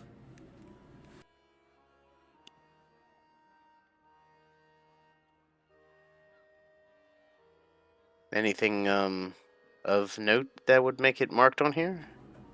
Yes. The jellyfish. A lot of them, is there? Well, not just a lot of them, but the size of them themselves. Like, yes, there's a lot of jellyfish is one thing, but we're talking like there's a lot of enormous jellyfish. Is Jeffrey Jellyfish there? Jeffrey, come back, let me touch you! Interesting. Well, as you said, everything is in order. And then I slide over the 50 gold to him. And enjoy yourself. Me and my crew thank you for your assistance. Okay, did you get rid of that 50 gold yourself? Yep. Okay, awesome. He pockets it, he hands you the chart, and he heads back to his table. At this point, I will say that you all reconvene in the bar. I guess the bar of your choosing, but I would say specifically the one with Amphitrite and Renji. Although Amp is currently gone fishing, so we'll give Steph a second. What were the other points of interest here? Just to be clear, so we got the observatory, we got the relic shop, Coral Deep Manor House, and a smithy. right? So, well, we haven't incurred the attention or the ire of whoever is in charge here, so we don't need to worry about that per se. Although a trip to the smithy wouldn't be a bad idea, just to see what they have. Certainly. Bilgebottom had a curious pistol on his person. Oh. Yes, he told a not to be critical, but a fairly basic tale of it being the single shot belonging to the lone survivor of the Crimson Tempest. Wanted 2,500 gold for it. But didn't have any further story to go along with it to actually make the sale. So what? It's some kind of magical pistol with one shot? Yes, but more interesting. Do you recall Captain Mergar and the lantern? Oh, yes, I remember. The arcane signature coming off of that weapon shared quite a few similarities. So he may be sitting on something more valuable than he knows it's worth, but I'm also not going to pay him that. Oh, that's curious. Yes. What does it look like? It upon the back handle had the face of a skull, some barnacles up near the barrel, and teal signature. Was it radiating any kind of energy or anything like that? Yes. The skull. Yes, the skull had that energy coming off of it. Again, there's definitely an arcane signature. It's certainly something, but I'm not going to drop that amount of money on a whim. Well, it might be unrelated, but the bartender here told me that every full moon they can see a ghost ship circling the island, and ghostly members wander around looking for something. And for how long has that been the case on this? That I did not ask. That is a question that we'll have to inquire of the bartender. What did you guys order, by the way? Oh, Amphitrite, was this what did the bartender call it? A griffin's nest? Griffin's Nest. Yes, Griffin's Nest. It's some it's some sharp dwarven stuff with an egg in it. It's Ooh. It- Oh, I love egg. it wasn't that's- quite. It wouldn't normally be to my taste, but it's actually pretty good. It is a bit sharp though. Yeah, Right. well, that's why it's called a griffin's nest, I suppose. There's an egg in it. It's Hmm. sharp, and there's an egg in it. Yes. We did it. Fantastic. We've cracked the mystery. We did it. And an egg. And an egg. Oh, Steve. We cracked this mystery and Steve this egg I Steph made the found. same joke. Yeah! But don't tish. We've cracked this egg and also Mr. Nelson's egg I found. There is are really s- good. Wait a minute. Are you telling me that Agony Dwin is here? What? Hmm. An egg. Oh. Oh. Yeah.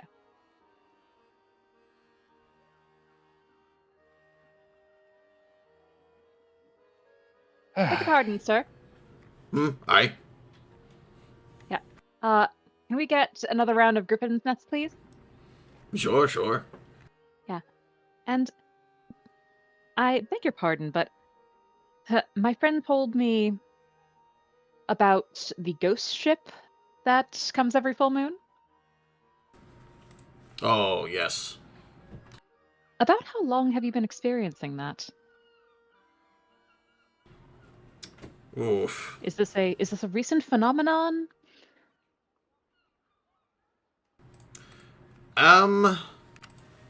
Fairly recent, but nothing so overt as, a couple of months, maybe. Every full moon. All right, write that down.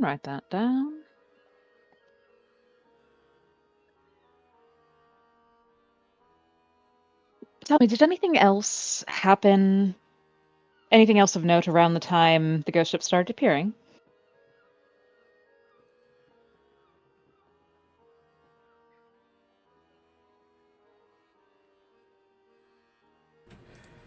Okay, you can now buy Griffin's Nest directly from this guy. Yeah. Um, Griffin's Nest.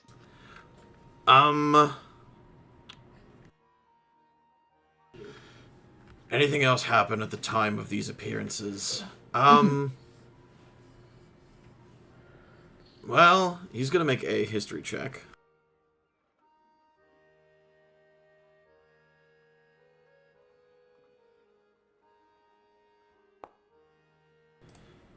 Yeah. Some bloke came in claiming that he was the last survivor of a shipwreck and that the rest of his crew had gone down, but he was let go. Furious. Writing that down. Now, Spiderweb is on the case. bear in mind, Spider- I believe he was attacked in some capacity. I don't believe that he survived what he claims to have survived. Mhm.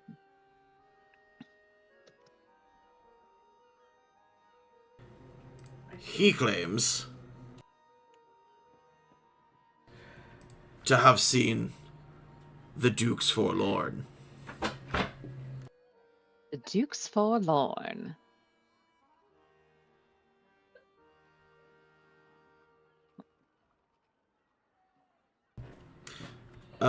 You can make a history check if you are so inclined.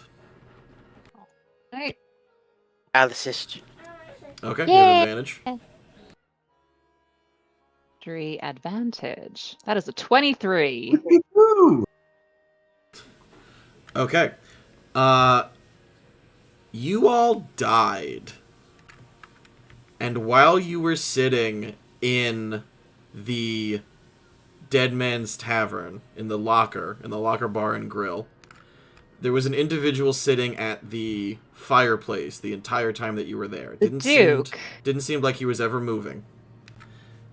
There were, as you may recall, there were 2 ways for you to leave the locker and that weird sort of limbo space that you all inhabited. One was to do the tasks that you did and to assist the mariner in freeing the souls of the other ghosts who were trapped there. The other was to simply shake that man's hand and swear your undying and undead loyalty to join his crew. A poor sinner's hand. Exactly. 100 years before the mast.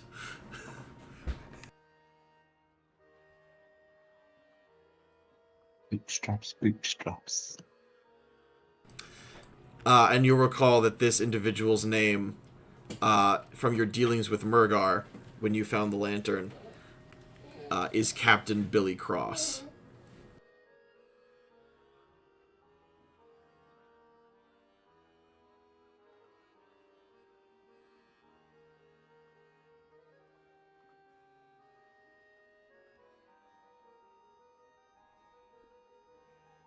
He's mint flavored.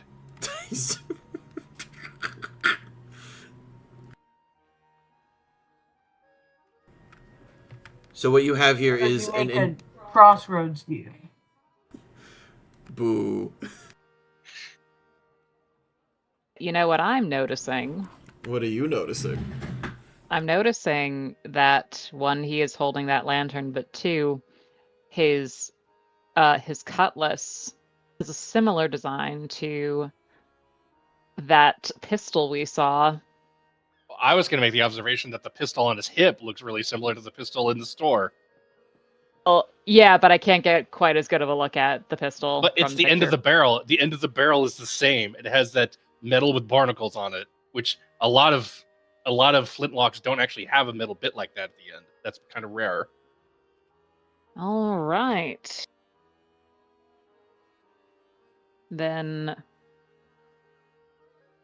that... Point of order, if you're seeing the gun here, then that means he does not have it on him. But the artwork has it, so yeah. Yeah, yes. That's what what I was about to put together. Thank you. Oh, sorry. So that's telling, though, that not only is that pistol certainly worth what the reliquarian is pricing it out and more, but also that it does not wish to stay here. It wishes to be found.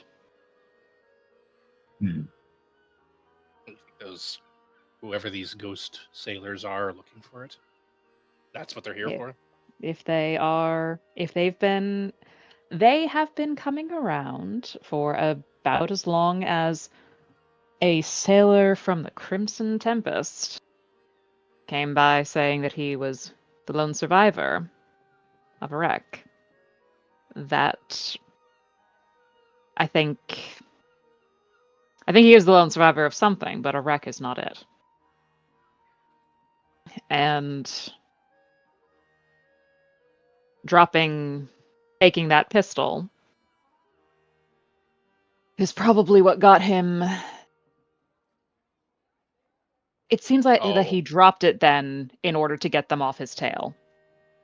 So you think he incurred the ire of Billy Cross, potentially? Correct.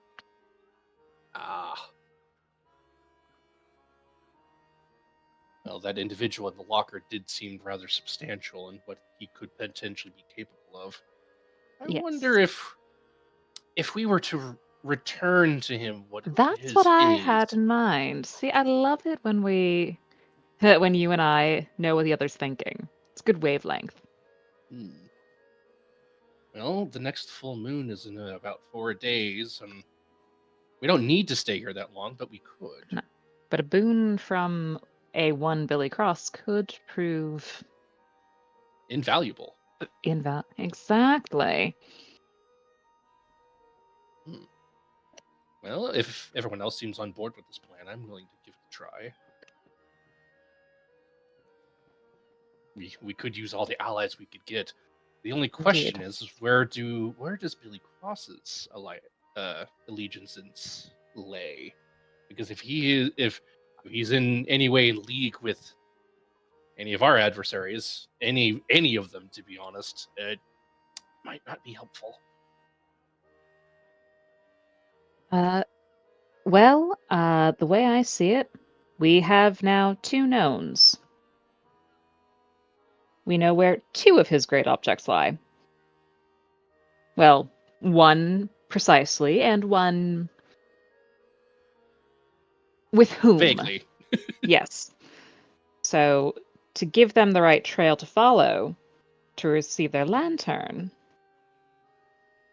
or regain the lantern, rather, also could not hurt us. Yeah. I'm willing to try my luck. I will concede it's It very is tempting, likely at worth least. investigating. Hey, Renji, do you want to say it? Hmm?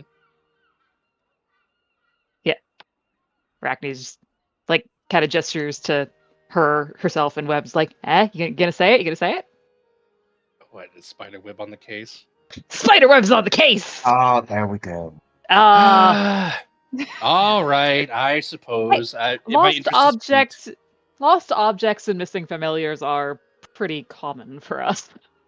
Yeah, I suppose. It's our usual fare. Plus, if we have the potential, ever since we've been dealing with the hags and everything that happened with us in the locker, I felt this compulsion to dabble in getting souls to where they need to go. I'm sure Westby feels something similar. Yeah. No one likes unfinished business. Speaking of which, Master Westby, what did you find? Find about, what was it? What did I find for... Oh, I was referring to Master Westby, sorry. Oh, never mind. I misheard. Well, I mean, I am curious as if you found anything as well, but first, Master Westby. I was able to procure authentic and accurate charts, and I kind of take a couple little stacks and stuff and lay it on the table. Everything is in order, and for reinforcing charting and everything to get us to Yatha. Didn't hear any mention of ghost ships, but then I take the one specific map out and kind of, it looks like there's been some kind of interesting point of location that's been noticed. It's a new edition of this Jellyfish Cove, and the most I could get out is just that there's jellyfish there of unusual size. Jellyfish. Jous's. Jous's. Joust. Joust. I don't think they exist. Well, I mean, as you know, Westby, and every good sailor out here knows that sea turtles eat the jellyfish. Perhaps we could treat our vessel to a hefty meal.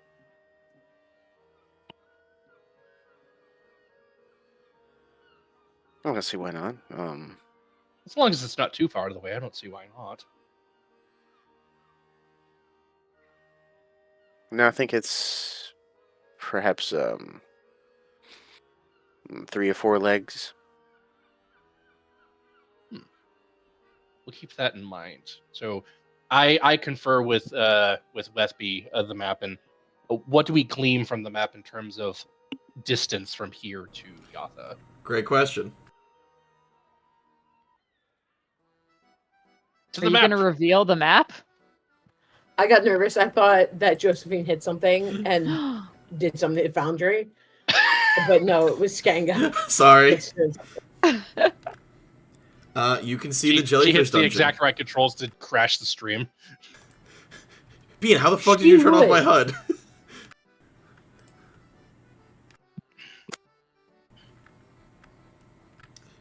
So that location is now permanently revealed on your map. That's jellyfish? That is jellyfish. Okay.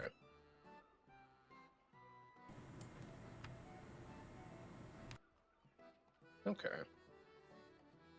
We would have to make a bit of a leg to get down to that, but it'd be possible. It's a bit more southward than I'd like to go, but Davy Jones has been really nice to us, and honestly, I think he deserves a treat. And I take care of my crew and my ship.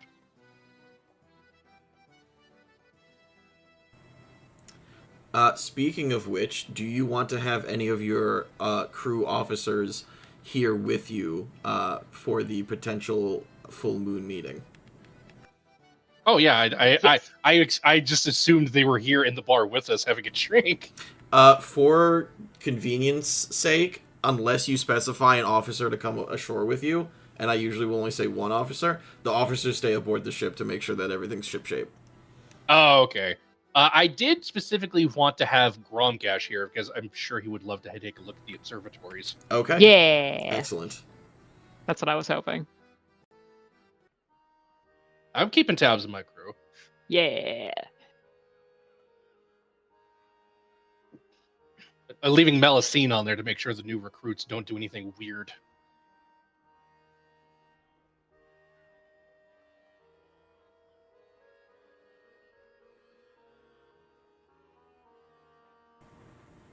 Okay. So, is your plan to wait for the full moon? Yes, I believe so. I believe we are all in agreement on that. Although, Mr. Whip, did you find anything in particular while you were out? Or would you like to hit the smithy to see if they have anything interesting? No, I helped find the gun in the reliquary space. Okay. Frankly, do you there want are to hit too up? many silly piles of bones masquerading as important that I Oh, probably I- wasn't going to notice Mm. it. So full credit to Webb for that one. I was going to ask if there's a shop of magical items. Did anyone happen to see any health potions? We'd be good to stock up. Health potions are available in the common equipment thing. Just remember that health potion addiction is a thing that exists. I know, but having a backup, Correct, in yes. emergency situations. It's look, you keep a bunch, on hand, and you hope you don't have to use them. Very Controlled good. substances. So is that where do we go to activate that to buy potions? In your character sheet in the There's the equipment shop Yeah. in Right, the 3-dot right. menu. I don't remember where it was.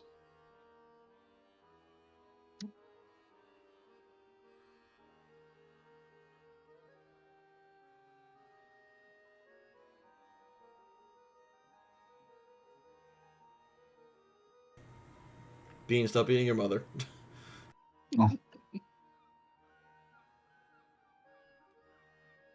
Oh, right. I mean, we're going to be here for a few days, Mr. Webb. Do you want to potentially experiment with whatever that scrying liquid we found? Oh, you mean like combining it with the Yes, with the maritime quartz potentially.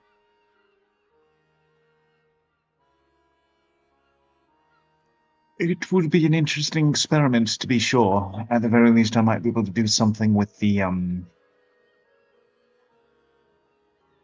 perhaps with a cultivation of the flora.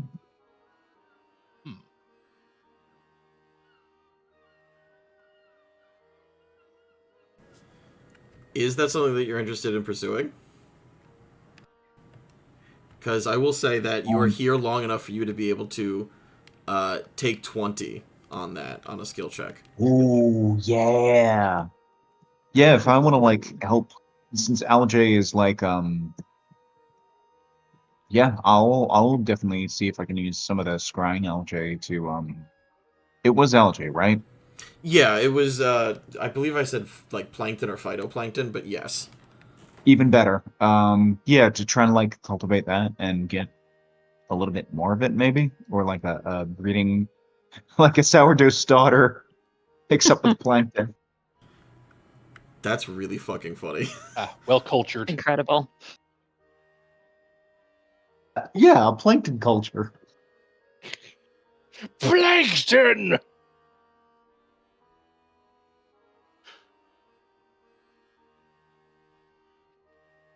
I was also going to wonder, Master Webb, if you wanted to hit up the smithy, see if there's anything interesting there.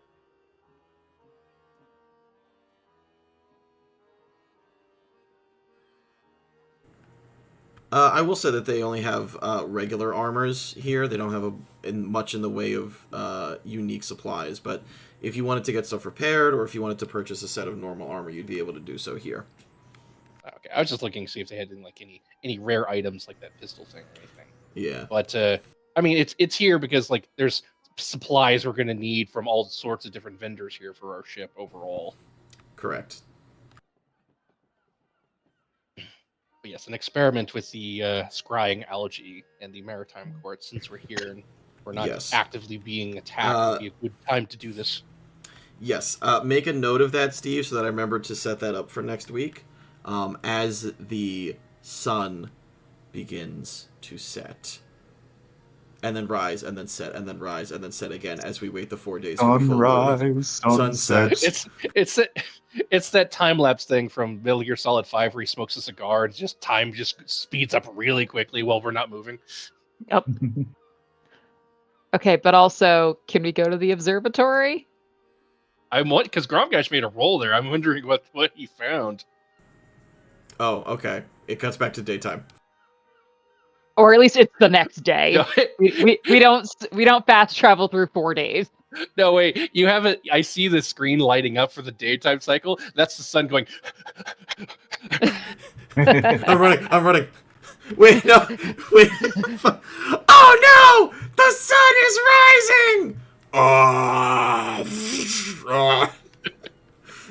Fucking, that was the best joke in Chowder history. Okay, yeah. So you all spend the night. You either spend it in Davy Jones, or you get rooms at the inn here. Grumgash comes back the next day, having spent a long time at the observatory. I knew he would. You know, it's fascinating, the places that you have out here in the middle of nowhere. Just like a complete observatory. I was able to utilize their telescope and some of their more esoteric tomes and charts to plot out the celestial courses that have happened here over the past dozen years or so. Really? Care to share? Yes. On a 22 Arcana check, because I'm awesome and this is my area of study. I'm like, duh. Of course. That's why we need to know. You know how we talk about in order for a prophecy to happen, the stars have to be aligned, and then, like, that never actually happens because the stars don't, like, fully move, right? Correct. That celestial time is operating on a very, very slow scale. So the changing of the stars is either they have always been right or they are never right. Yes, something is moving the stars so that they are right. Bullshit. Yes, no, that. that's really bad. That's fucked up to the nth degree. But I think it also explains some of the research that's been happening with me, some of the research that I've done via the ley lines of the changing currents in the archipelago.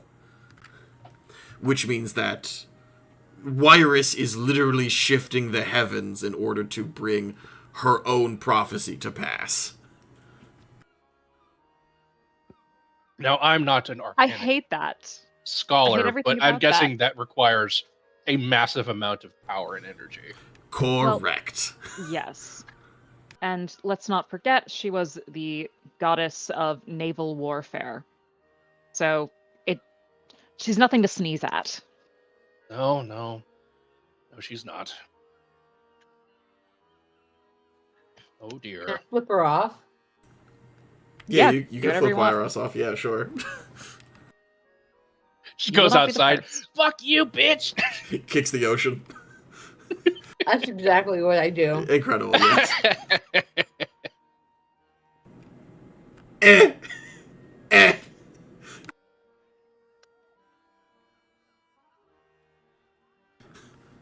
Do you feel better about your situation now? No. That's fair. Have another griffin's nest. Yeah, all right, yeah. Can I take 2 at once? Yeah, you could. Yeah, I'll you buy could you a double double. fist. Double fisted Griffin's Nest. Renji No, buys you a double. it's actually a double yoke. Ah, damn it.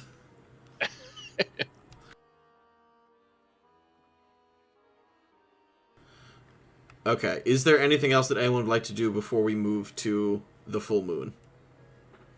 Not I. I think that's it.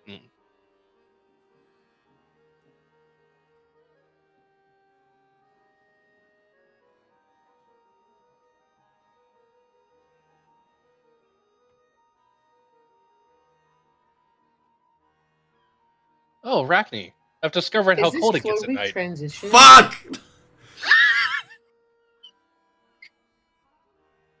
What was that? Arachne, look, I've discovered how cold it gets at night.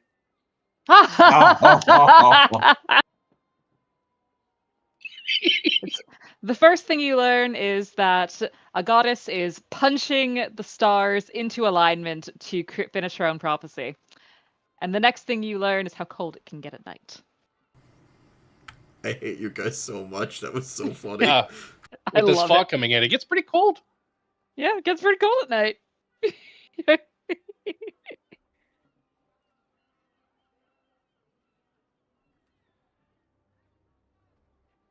So the full moon. Shit, where did that go? Based on this, it looks like the full moon is spotlighting right where we are. It is. In the name of the moon! Aw. Yeah, everybody feels sad now. I hear the echo of a distant martyr. In the name of the moon. Fuck you, In the Grandma. name of the I'm the moon. moon now. By the light of the moon, that's where we'll find her. Find her.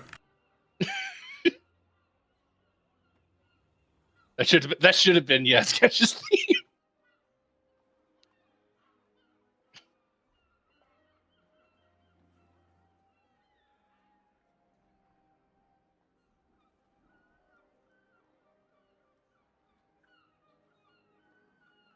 Oh yeah, that's a ghost ship, all right. Oh Oh, my. yeah, that'll do it. A ship, not only a ghost ship, but a ship that appears to have a hull and mast made of massive bone, as though the skeletons of all who've perished under its righteous keel, or rotten keel, have been crushed under the force, sails into the harbor. And as it does so, you can see the specters of those who serve.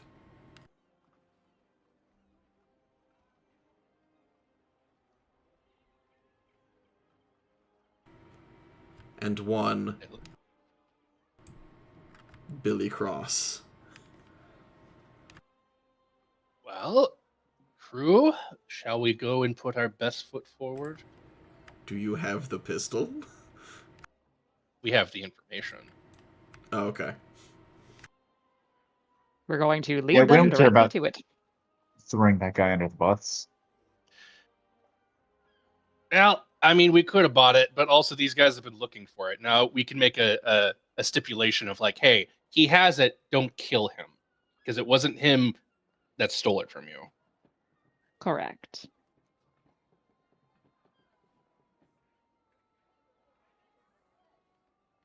Perhaps the guy who sold it to him, perhaps Or the rather, guy dropped who it there. was sold to might know where he went, or a rumor about where he went, so that Billy Cross could deal with that guy on his own.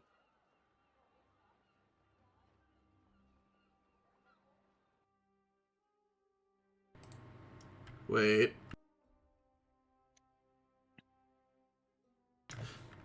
The dark night sky stretches above this small town.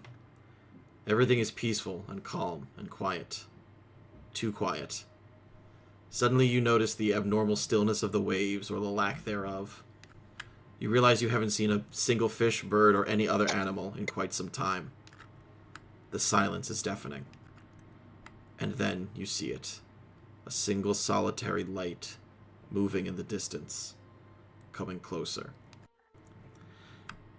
As Billy Cross steps ashore, he sees you, Captain Renji, as you step out of this tavern. He tips his hat and says, "A pleasure and an honor to meet such a wonderful company, my fellow seafaring friends. I do hope you find yourselves well on this beautiful evening. It pains me to put a damper upon our newly blossoming in friendship, yet I must ask, for I find myself in an unfortunate predicament. I believe you or this town to be in possession of an item that is of sentimental value to my poor, weary soul. I wish not for violence this fair night, yet I must ask that you return to me my baubles and trinkets, plus some coin for my trouble. Acquiesce to my demands, and I swear upon my life that my crew and I shall leave you on your merry way. Do we have an accord?" Well met, Captain Cross. I believe we met back in the locker. Ah, I thought I recognized your face. You're doing a little better, I assume. More or less. Though it looks like your legs may have stayed behind. As you probably well know, there is always a price to be paid for such transitions. That was not the price you paid for the transitions. You jumped into the hammer space of the clown area. No, but the thing is, we all paid a price when we died. Yeah, also that. He doesn't need to know I willingly got clown feet. You put your Well, best feet not forward. willingly, but like wittingly. I was gonna say, it was definitely unwillingly, but wittingly, yeah, okay, that's the... Yeah, no, yeah. He doesn't need to know the full story. I said, here comes a consequence. Consequence. Anyway. Anyway, you say there's a price to pay. He says, indeed. As is now, a price to be paid. If I may converse with you for a bit, I believe I know what you're looking for and where it is, and I am willing to acquiesce to that if you will just have a conversation. Roll me a persuasion check. Can I give him some advantage from my natural charm? Hype man Arachne Canto. Yes, you may. Yeah!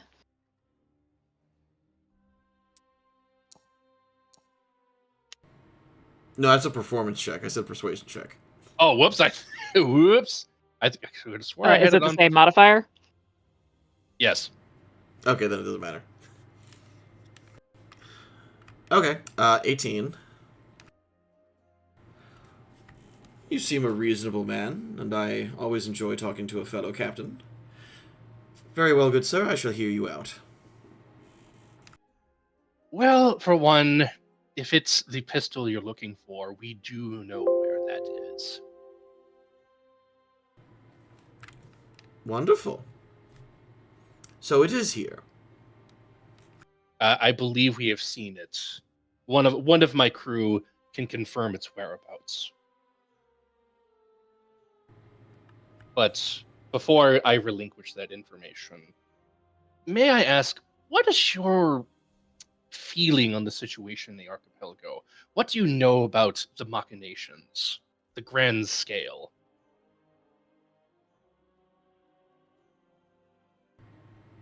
What are my machinations? Well, I doubt that you are not in the know about some of these things, but you have to be feeling it, don't you? The luck of the sea or the lack thereof. Pieces moving, people making ambitious leaps. Ah, I see. I will not pretend that I have not had some idle speculation. And I will not say that I have not been approached by the other side of this equation. See, me and my crew wish to bring things back to the order of which it was during the Pirate King's rule. We just want the archipelago to be in balance, to be as it was, without any goddesses meddling in our affairs. And how does preventing the rebalancing, or how does preventing the unbalancing of the archipelago appeal to me? If I don't miss my guess, you deal in souls, do you not? Astute observation, but one that anyone could make, indeed. As far as I understand it, if she ever came back, she would be a direct competitor, potentially your new boss, and from what I understand, not a good one. Such is the way of things, Captain. There's always a bigger fish. Well, you seem a man of your own volition. Wouldn't you like to stay that way? And if I am to be a privateer for one of the most powerful goddesses on the material plane, an act of which would mean that she would have unfettered access, unrestricted, since the divinity of the heavens cannot reach here. I'm just saying is that, as far as I understand it from what we've learned recently, is that if she ever came back, you potentially could be an underling, but I don't think it would be a particularly good gig for you. I don't think you'd like it. Most of us wouldn't like it. From what I understand, she's rather vengeful. And you're suggesting that I be an underling for you instead? No, not at all. I'm not suggesting you be an underling to Mill. You're a man of your own volition, your own command. I'm just asking that if a confrontation were to be made, a major one to prevent her return, that you not be swayed by her side. Or potentially, if you were feeling particularly gracious, a little nudge in our direction for help in terms of information and perhaps the trading of goods and manpower, potentially to keep things as they are, so you are your own man.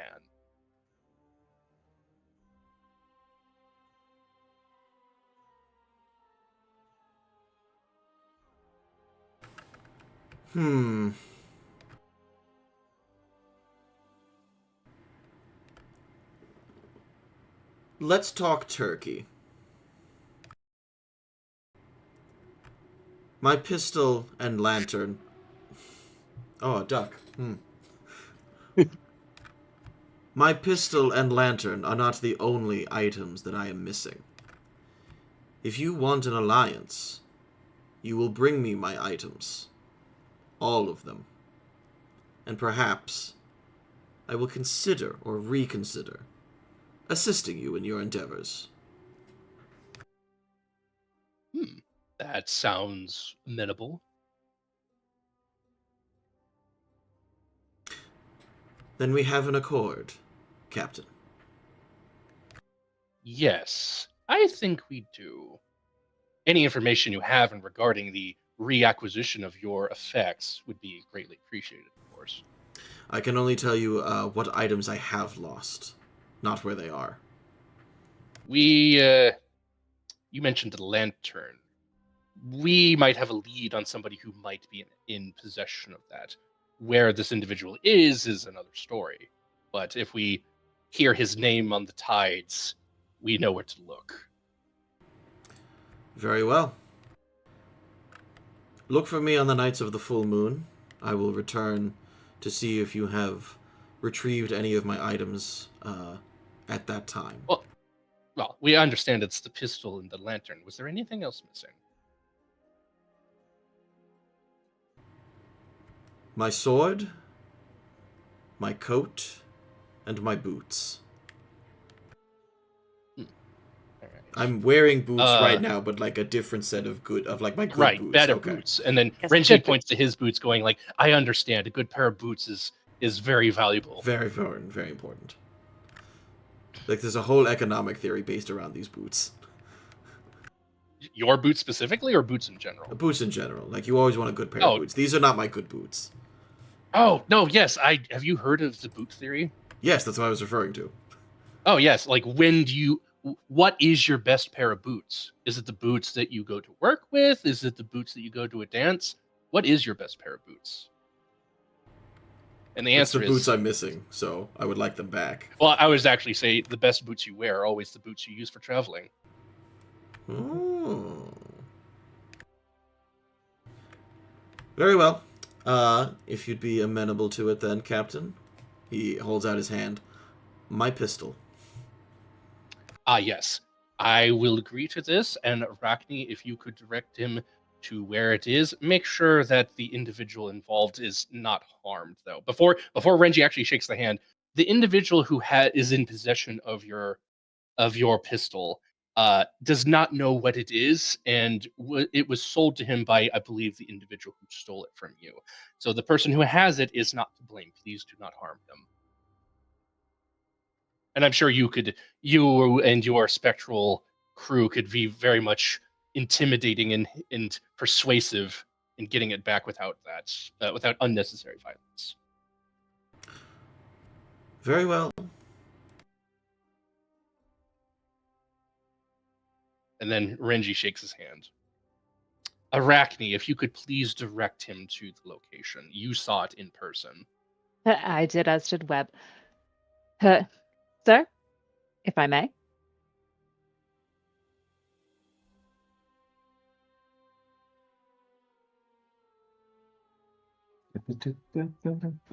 Yo, crew, we got a new quest. Love a good quest. Oh, that's right. Yeah, let me add that. This is a pretty cool, spooky ghost quest. Is that good? Yeah, spooky, spooky, spooky.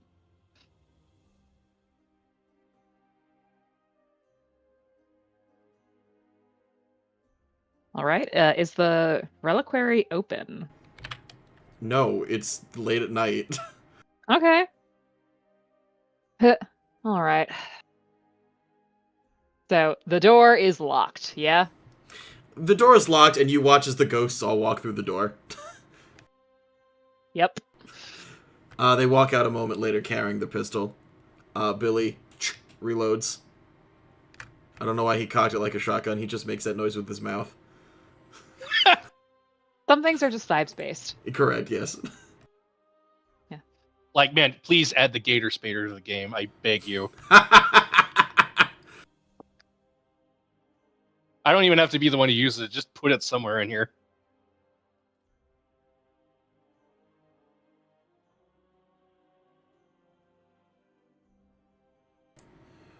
Okay, you have found one of his items. Because technically you know where another one is, but it's not there yet.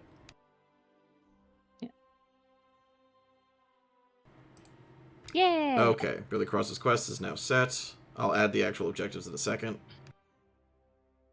And just to be clear, this is all spur of the moment due to me asking a rumor about ghosts. And the pistol showing up. Billy Cross, Yeah.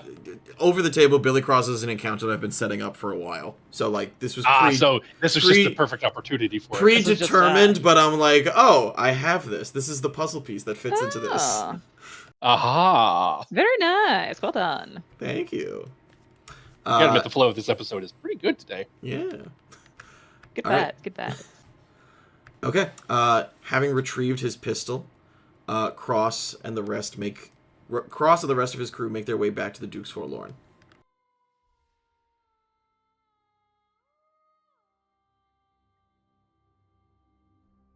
You know what it is, Webb? Guys, wait for me. What? The skeletons I'm so used to. The ghosts are still a little off-putting. Wait, what's off-putting? The ghosts. Hyrock has desensitized me to skeletons, but the ghosts still kind of leave me with a chill. Now I see your thought process. Yeah. Nothing against them. They're people too, but less common, still unnerving. It's a bit, I don't know, after being in the locker for a bit, it feels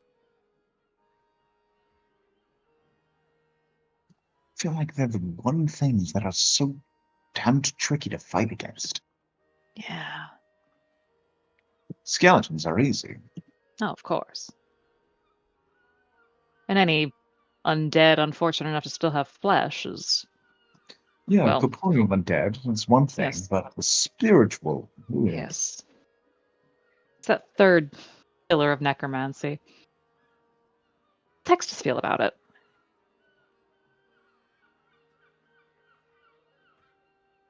Wait, what was that you said? It's a what feel about it? I said, how does Hextus feel about it? How does he Oh, handle it? with the ghosts, it's a different process. Like, they do require different assistance than the, corporeal undead do. It's the whole thing, the trifecta between body, mind, or spirit. Each undead is missing something of one of those. Mm-hmm. And, like, more so than anything, the ghosts need a cause or something to, like, just, for lack of a better term, they need a life. A grounding, if you will. Yeah, but also for some of them, volition. Just is a sense of a function.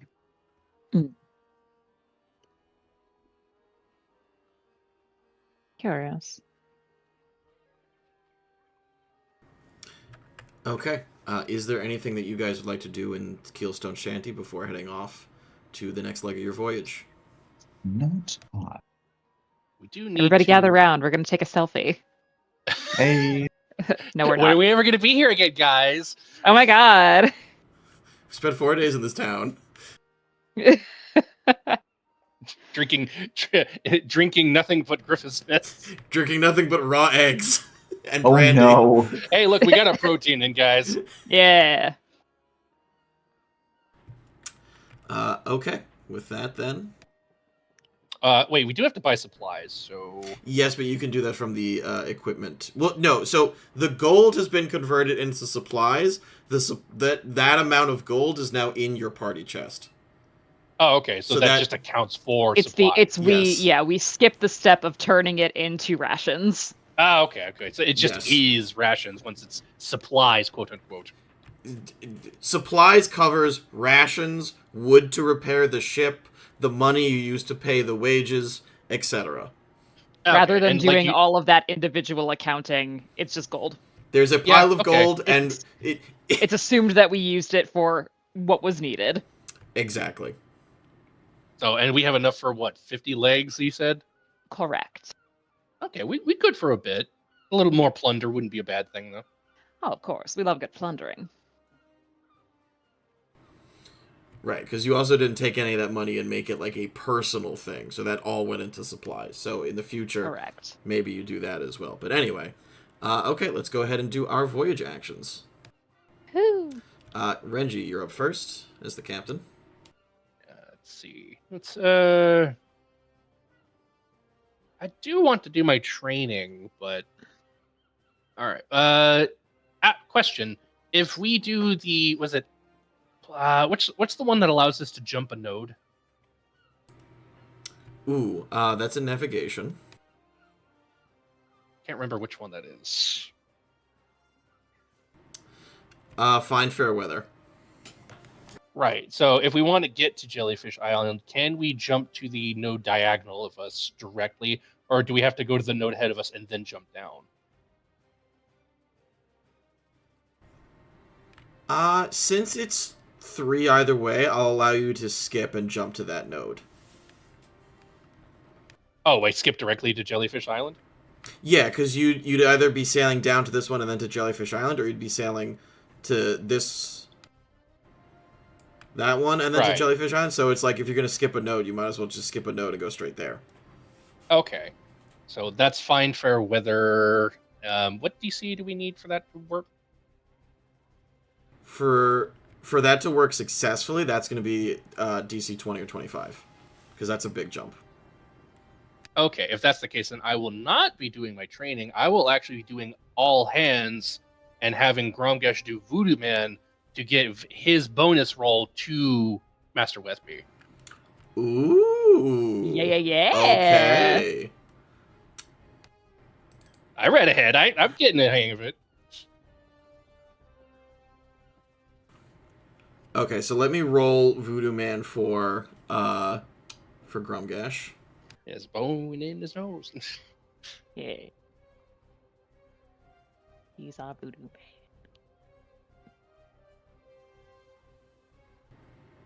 Roll number of sailing dice equal to your proficiency modifier with advantage. Okay. I can do training later. I want to give David Jones a treat. I want him to have some jellyfish feast.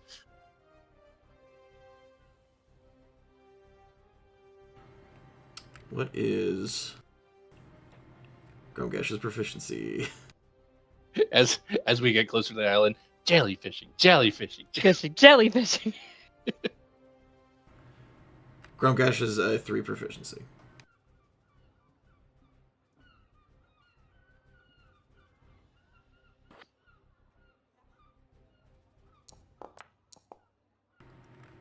Okay, 2 8s and a 6.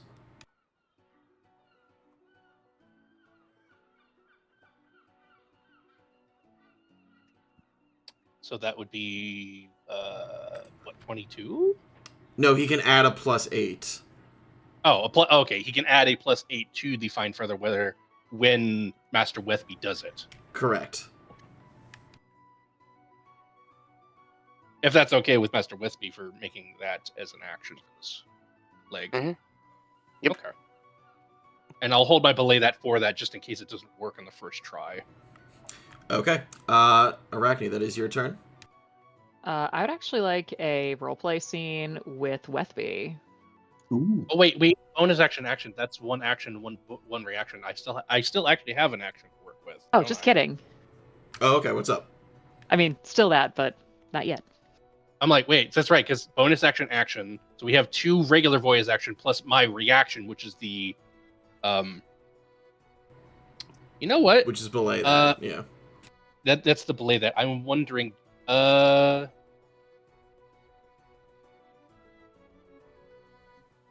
can I double up on that to be the backup, to like really double down on this to make sure it succeeds?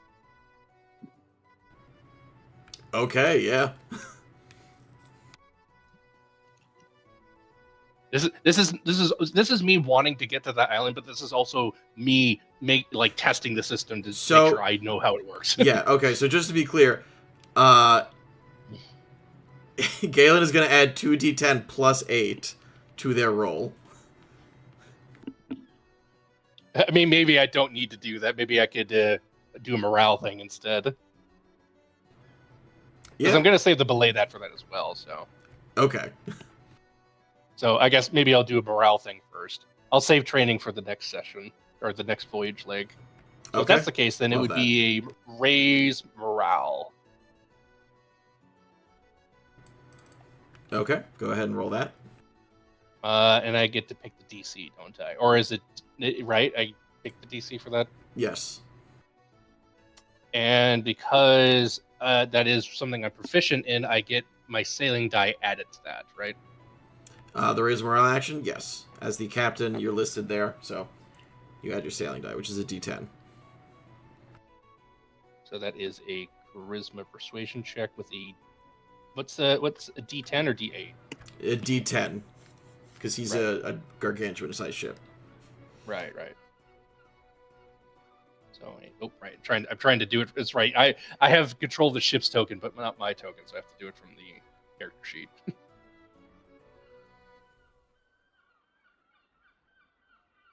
So a plus d10, and I'm gonna go for. I don't know, guys. Should I go for the 15 or should I go for the 10?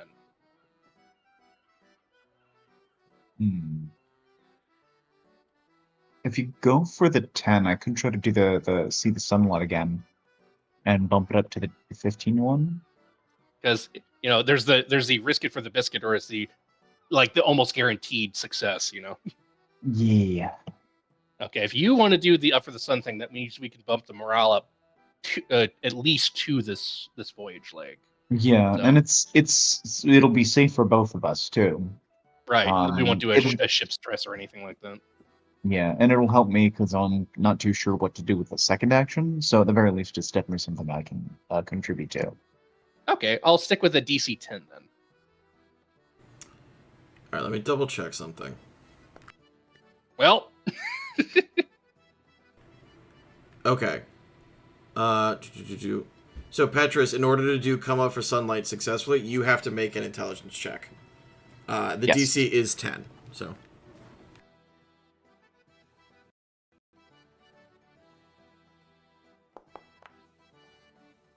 Oh, come on! no, wait, did you add your sailing die to that? I did not. It does say any officer. The sailing die is what for Davy again? D10. Well, still make it. That's Meets it, meets fucking it. hilarious. Incredible. So morale goes up by 2 then, essentially. Yes, because you treat it as one success higher. Okay, cool. Alright, so that is the first action is the Voodoo Man, second action is the raise morale, and then my belay that I'm holding for the Find Fair Weather. Okay, now it's the end of my turn. Okay, Arachne, that is your turn. All right. Then for what is it? I'm going to try out a new move. Let's look at Scuttlebutt. Hell yeah. Yeah. So you tell per this, you set the DC based on the current ship conditions. Ship conditions are good. It's a DC 10. Morale is high. All right. All right, and it is. Pardon me. It is a charisma persuasion. All right, and I get to add the ship die to this because anyone can. And it's a D10 for Davy. Correct. Let's do it. That's a nat 20. That is a nat 20 for a total of 31. Damn. Okay, so like straight up, everybody is singing while they work. They're having a grand old time. We're sailing for adventure on the big blue wet thing. When the course is laid and the anchors weighed. Anchors weighed. Correct. Do I have...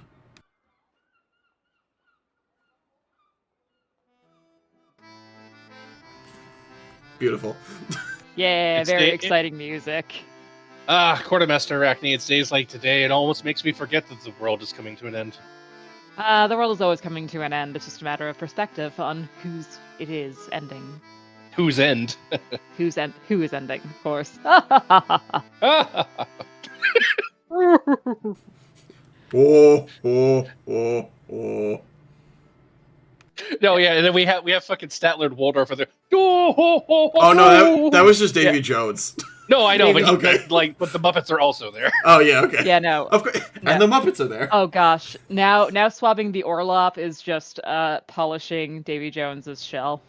Correct. Yeah, pretty I love much. it. I love that. I will do that for free. I'll just do that for fun. All right. Any other moves from you? Yeah, I would like to have a roleplay scene with Wethby, but I'm also okay because of the hour of saving it until next session. We'll start that as our intros next time. Just send me a message to remind me. All right. Then, yep, we good. Okay. Next up is our mate, which would be Melusine. She's not been given a course of action. So, Galen, that is your turn. Okie dokie. Let's see. So, oh boy, what is it? It's what did you say? 2d10? I think we switched out from that, so it's just 1d10 plus 8. Okay, 1d10. Right, Joe? Yeah, because it was the Voodoo Man plus the Sailing Die, and I have a belay that reserved for this action. So what we're trying to get is the Find Fair Weather to get to that Jellyfish Island. There you go. And it's just a straight roll, right? There's no one. No, you don't have advantage or anything. Yeah. Okay. Oop.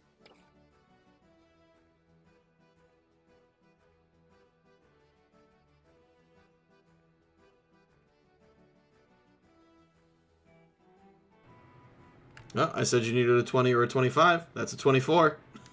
And that's why we add all these things to it. Woohoo! We're doing it, guys. We're sailing. Jellyfishing, jellyfishing, jellyfishing.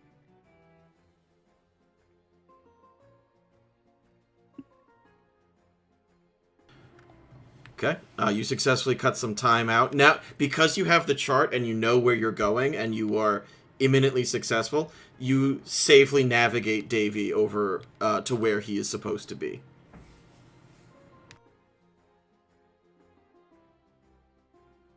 Yay. Right. So if anybody else has anything else they'd want me to belay, if there's anything left, I can still do that. All right, anything else from you, Rich? Nope. Okay, that means that is our bosun. Question: was I supposed to add a D10 roll to my fishing last time? Let me double check, because I'm pretty sure yes. Because I did not. And if that's the case, then there is a chance that I could have beat that DC 20. Oh, Well, true. according to this, it's quartermaster and cook have a bonus to fishing. Oh, not okay. bosun. Not the bosun. You just get your regular +5. You Okay. go fishing because you're amphitrite, not because you're the bosun. Okay. But if was- I'll play that. I would like to get some more fish. that was for last time, not this time. Let me. Well, speaking of fishing, I am gonna do it.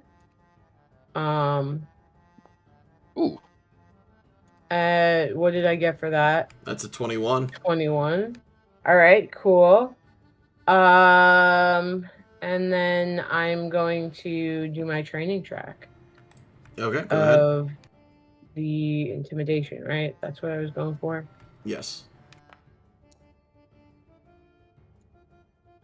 Did I get it? Did I get it? Did I get it? Yay! Thank fuck. I saw fish. Fuck. Are you fucking kidding me?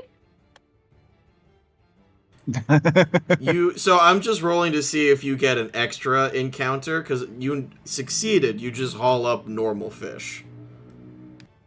Yeah, but like the last one was DC 20, and this one's DC 22 when I rolled a 21.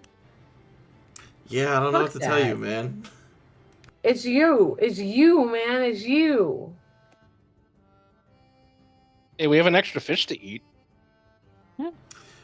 All right, with a 21 success, that means that supply costs are reduced by, I think it's 20, no, yeah, 20%, because this beat a DC 20. All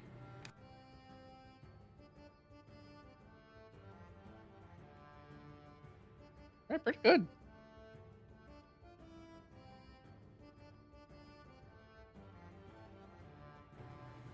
Okay, so you only have to pay out 60 gold for this voyage, or for this portion. Nice. Plus officer fees. That'll add up over time.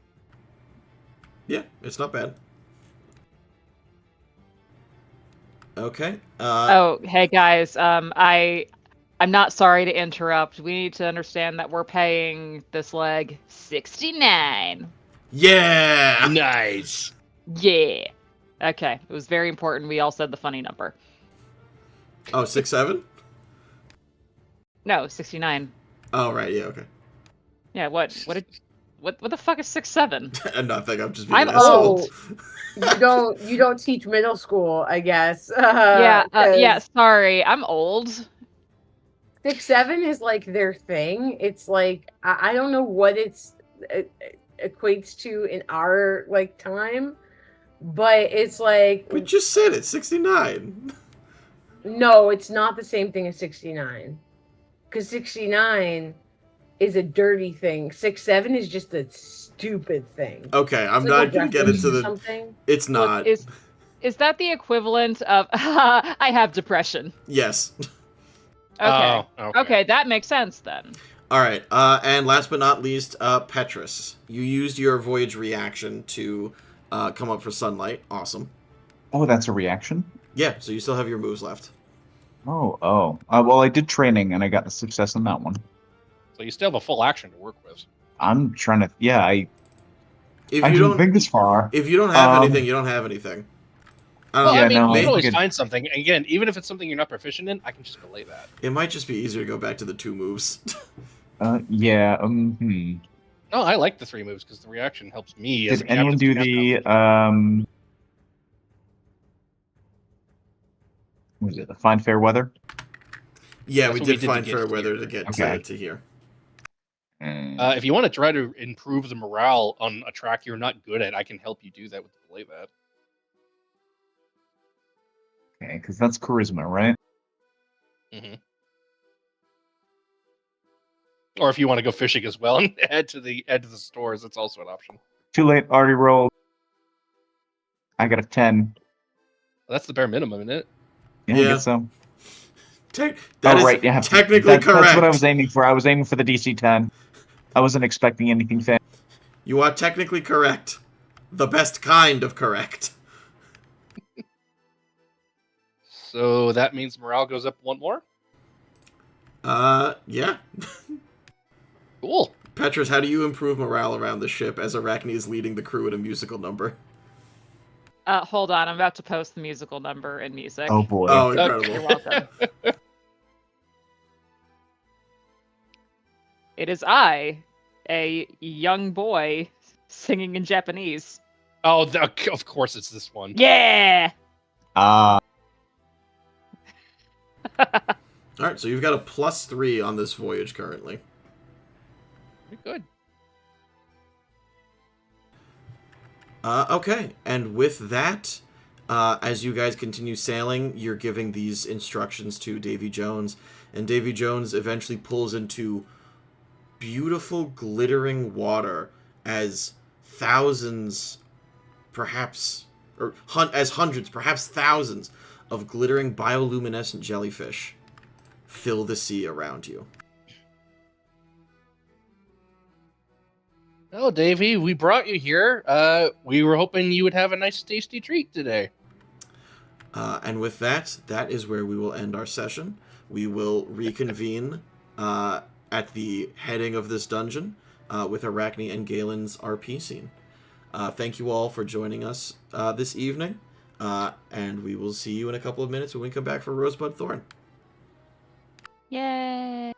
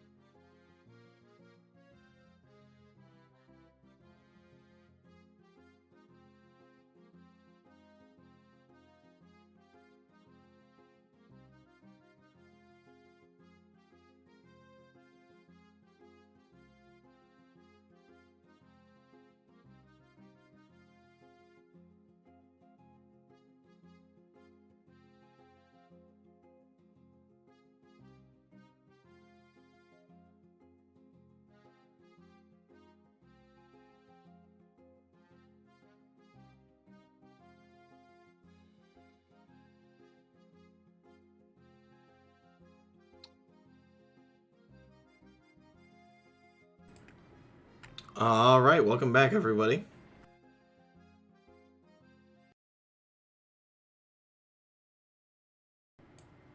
All right, first on our list is our wonderful Captain Renji. Take it away, Joe. Oh, sorry. Hit it, Joe! I don't have it prepared. No, it's okay. I just don't have it prepared. Or do I? Anyway. Incredible. Rose, this was a really good RP session. This really felt where it was at. Like the overall RP, the scenarios getting into, kind of getting a better feel for the navigation and the voyage tracks. Now that we actually have NPC crew, when you have a ship, quote unquote ship, I feel like I'm getting the hang of it, and it feels like we can actually really get some stuff done with these voyage tracks. It feels like it's there now to a certain degree. Bud is, well, we've made a deal with Billy Cross, and I'm hoping we get plenty of opportunities to fulfill our end of the bargain of getting that quest done. That's exciting. Certainly didn't expect to see that tonight, but it's like I had a feeling that character was going to come back, and I was right because Skanga had that ready to go right there. We were just given a perfect opportunity to make it to initiate it. Thorn, I don't think I have any. Even Foundry was actually pretty good this evening. It didn't act up nearly that badly like as it has in the past. Like, we don't see what our DM sees from his perspective and what technical difficulties there are there, but it's running smoother than usual from my perspective. So no Thorn. And my appreciation is for Rich as Master Wethby, and good RP scene in the bar. Like, oh yeah, gonna take his time, gonna feel it out. Don't go straight in for the information. It's a good scene. It's a good scene. There you go. Thanks. Let's see. Rose, I would say is the whole little new little quest that we've got with Billy Cross and everything. I just think it's a good idea about trying to this could be an opportunity to get either a boon or like a future ally support, or with um some of Joe's thinking of well, if you won't help us, well, how about you not help them, so like a chess piece removal. If it's not being like added to us, then take it from the other side too, turning it into a non-factor. So it'd be interesting to see finding like future bits and pieces of his missing gear to accomplish that. That and pretty much I think the voyage actions and everything has worked out pretty good. Like some of the new additions and everything, like streamlining, being a little bit more specific of like what so there's a little bit less choice paralysis, maybe, of like what can we do or like when can we do them and everything. So I think that was pretty good. Bud, solving this little island adventure, maybe it's like a semi dungeon kind of a thing, but ultimately, we got some maps, got some charts, so we have a much better idea of where to go, how to go. So that way, hopefully, we get a shorter little trip to get to actual Yatha and everything that is in store for us there. Thorn, nothing that I can think of. Didn't have any issues, like Joe said. Foundry was, even though that's like our kind of like standard go-to, was fairly smooth with no hiccups on that end that I saw from anyone. And my appreciation is for Steph and Amphitrite. Um, it's always good, like how it's always interesting to see like Amphitrite's like social interactions. Those are always like interesting because it's either like very heavy role play that's dealing with like all of her like family or pseudo family issues or backstory and everything, and then you've always got like those like lighthearted moments that's almost always in a bar, and some form of alcohol involved. So it's always like nice to see those like and like her like little sister big brother interactions with Renji and everything. So those are always like fun and entertaining to see when they do happen. And that's it for me.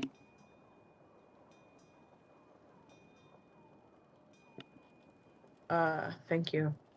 Yeah, I like their interaction.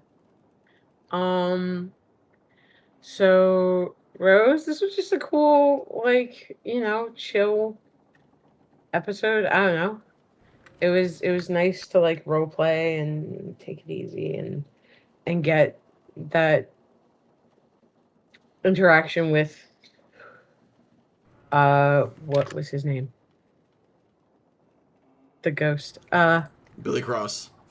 Billy Cross. I'm like, yep, that name didn't stick in my head, even though I knew it a second ago. It was cool. It was just a nice session. I don't even know, like, it's fun. But I'm excited to see what comes next and what we do with that deal. As I think what Joe said, it'll be fun to see. And I don't have thorns too. Foundry wasn't a dipshit. Actually, no, my thorn is that the DC of the fish was always higher than what I rolled. And I think that was Foundry laughing at me. But really, it wasn't like a real thing. But and my appreciation is for Sam and Arachne. And the thing that kept on playing in my head, which I don't even know if that has so much to do with you as it does my fucking ADHD, is my head saying spider web, webbed whenever a spider can. I'd be lying if I didn't also go spider web sometimes in my brain. Okay. And I do love that it's like, oh, it's another case for spider web and all that. And yeah. Sorry. Nothing to apologize for. There's the in-character bit of Spiderweb is on the case. What's the case? Doesn't matter. Spiderweb is on it. But yeah, no. Echoing sentiments from everybody. It's hard to say what hasn't already been said. Sorry, I'm really tired. But I'm glad that we got to go and play today. A good chill roleplay session, and despite my melting brain, I'm starting to figure out the new voyage actions pretty well. And again, I like that they're no longer officer locked. Anyone can kind of do anything. Just if it's your officer action, you do it better. I think that was a good choice, so that now if we all need to throw in to navigate well, we can all throw into that for a leg and what have you. I think that was a good choice. My bud is okay. I've got a very specific bud based on a scenario in my head. You guys ready to hear this? Yeah, I'm intrigued now. I want to use the scrying liquid and the crystal of exposition to find Murgar so that we can return the lantern. Oh yeah. We'll get like a third ingredient and find out how to essentially lucid dream our way through it and find like, nope, we're gonna hunt down this thing so that we can better locate that. I'm looking forward to the nonsense and how we yes and further. My only thorn is that I've just had a very difficult week at work and I'm really tired. But I was really glad that I got to be here and play and do all the fun stuff with you guys. And my appreciation is for the other half of Spider Web, Tetris Web, and Steve. Man, I do just love getting to roleplay with you. I appreciate that, these two, like, that we pair off and play off each other. I'm able to give you a prompt, respond to the scene and give you a prompt, and we can kind of riff off it from there. Again, just to discuss necromancy as only a couple of high rockers can. I just like getting to play with you, dude. You're a friend. You're a friend, and I love you. Oh, Gay. okay, that's me. Well, I will say that for my rose, I did enjoy it. Like, it was a little thing, but I really enjoyed, like, being able to start the process of, as we were there on that little shipwreck place, I was beginning my culture of scrying plankton, scritoplankton. Fuck! Phytoplankton, yes! Yep, that's it. There's scritoplankton. Write that down, write that down. I'm literally writing Back it it in, down. boys. That's it. Pack it in, we're done.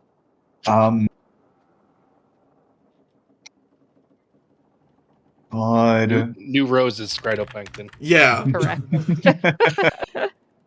I don't know if I have too much of a bud. I know Thorno just kind of feeling out of it a little bit midway through, just kind of bit of a drop in terms of just emotional state, but not as bad as it has been in the past. So that in itself was nice. But my player appreciation is going to be for Joe and Renji, which watching the scene of just talking and negotiating with Cross, like that was a good scene, and that was again just Renji's captainness and gentle command showing of the situation. That's pretty cool. Thank you. I was hoping I could nail it. I think I did, but I think you did I an also excellent think you job. did, yeah. Oh yeah. thank you. Like, not to gas you up so much, but like, I'm really glad you're the one doing that RP and not me, because I'm like, I feel like I would flub it and be a little bit too nervous. I think you have the right amount of quiet confidence to sell it. Thank you. I really appreciate that.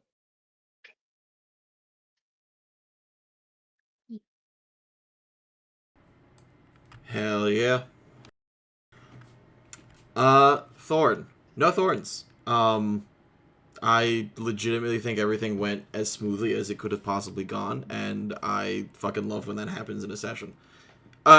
The smallest thorn is if updating the mod caused the icons to break the Baldur's Gate 3 hotbar, I'm gonna be pissed, but honestly, I was just using people's character sheets, and so I didn't even really notice, because I turned off the hotbar. So We can always fall back to character sheets. Yeah, we can always fall back to character sheets, but I'll be really fucking upset if this is like the second time I've tried to find something that gives easy access or like a quick hotbar for character actions, and it's gone. Like, it's the South Park Bank meet. All right, we're just gonna go ahead and add this character hotbar so you can have all your actions, and it's gone. What do you mean it's gone? It's gone. Didn't do too well. So that's my thorn. I hope that gets fixed. Personally, I only use my character sheet, so it's yeah, you're unaffected. That's I fine. hate the hopper. That's fine. I'm also a character sheet or bust. All right, fine. It's Look, just I me. do I use the guess. Baldur's. Listen, look. I do like use the having Baldur's- it there, but Yeah. I mostly use if I really need to do something because I have spells and shit. I'm like, no, let me go to my character sheet and read. No, like That's fair. I do use the Baldur's Gate hotbar mostly for combat scenarios, but That's what I'm know, saying. it's- Yeah. yeah. Anyway, minor thorn. Hopefully it gets fixed. If not, I'll try to fucking figure something else out. But it doesn't really matter. Bud. Unironically, my bud is actually like hoping that the scenario in which we organically met Billy Cross is able to manifest itself again, like that exact scenario, which was just the perfect combination of inquiry and randomness, and like the dominoes were set up perfectly, but the dominoes didn't exist before people said stuff. You know what I mean? Like, isn't this the kind of like organic randomness that you'd hope we get from the voyages and everything? yes, it is exactly that. Like this quest existed, but you had not run into Billy Cross yet, because normally what happened, because really what it was me looking for an item in my item slot that's like, what could reasonably be in the reliquary area, and being like, oh, Billy Cross's gun, and then coming up with that story, and then being like, well, now Billy Cross is involved, and if Billy Cross is involved, all right, and then what is the rumor? And the rumor is that there are ghosts, and it's like, oh, cool. Billy Cross is here haunting the shit out of this town looking for his gun. He knows it's here, he just can't find it. And that kind of turned into like the perfect storm of a random encounter, which then ultimately led into an encounter that I wanted you guys to have anyway. So my bud is, I'm really hoping for more scenarios exactly like that. And then my rose is just kind of how everyone, I'm hopeful that everyone will continue to use and enjoy the voyage actions as ways to support each other, which I think worked out extremely well in this session, specifically with Renji's use of telling oh my god, Grumgash to use Voodoo Man. So bear in mind, he gets those voodoo rolls for the entirety of the voyage. So he's already used one. So it's a voyage, not a voyage leg. So we have 2 more die. Yeah, you got an 8 and a 6 left to add to rolls. Let me write that down. Make sure I don't forget. Yeah, write that down. I wrote that down as well, so I have them written down in his sheet. Just add it to my journal just to make sure we don't lose it. Yeah, the next time you pull into a port or when you end the voyage, he'll be able to reset that. But Voodoo Man is done like before you set out. So since you were leaving that settlement, I was like, yeah, that makes sense. And it's like, well, I wanted to get to the jellyfish, and I knew it was a big roll to use it. Like, you know what? Perfect opportunity. And that is exactly what I'm looking for with stuff like this, where it's like, what are the combinations that we could do to ensure success in this area, which will hopefully lead to a little bit of trepidation and fuck-ups in later rolls. So stuff like, hey, all of our supplies went bad and we lost a shit ton of money. Which will be its own encounter. Yep. So, very excited to see Time to plunder another ship. Your mic is getting a little robot-y there. Ah, fuck. All right, I'll wrap it up quickly then. It is, as always, an honor and a pleasure to be your DM. Thank you all so much for joining this evening. Thank you all, my players, for playing with me. And I'm very much looking forward to next week as we tackle Jellyfish Cove. Yeah. Jellyfish. We're going jellyfish. All right, have a good night, y'all. Oh wait, is it on my end? Good night. Oh, is Good it? I night. don't On your know. end.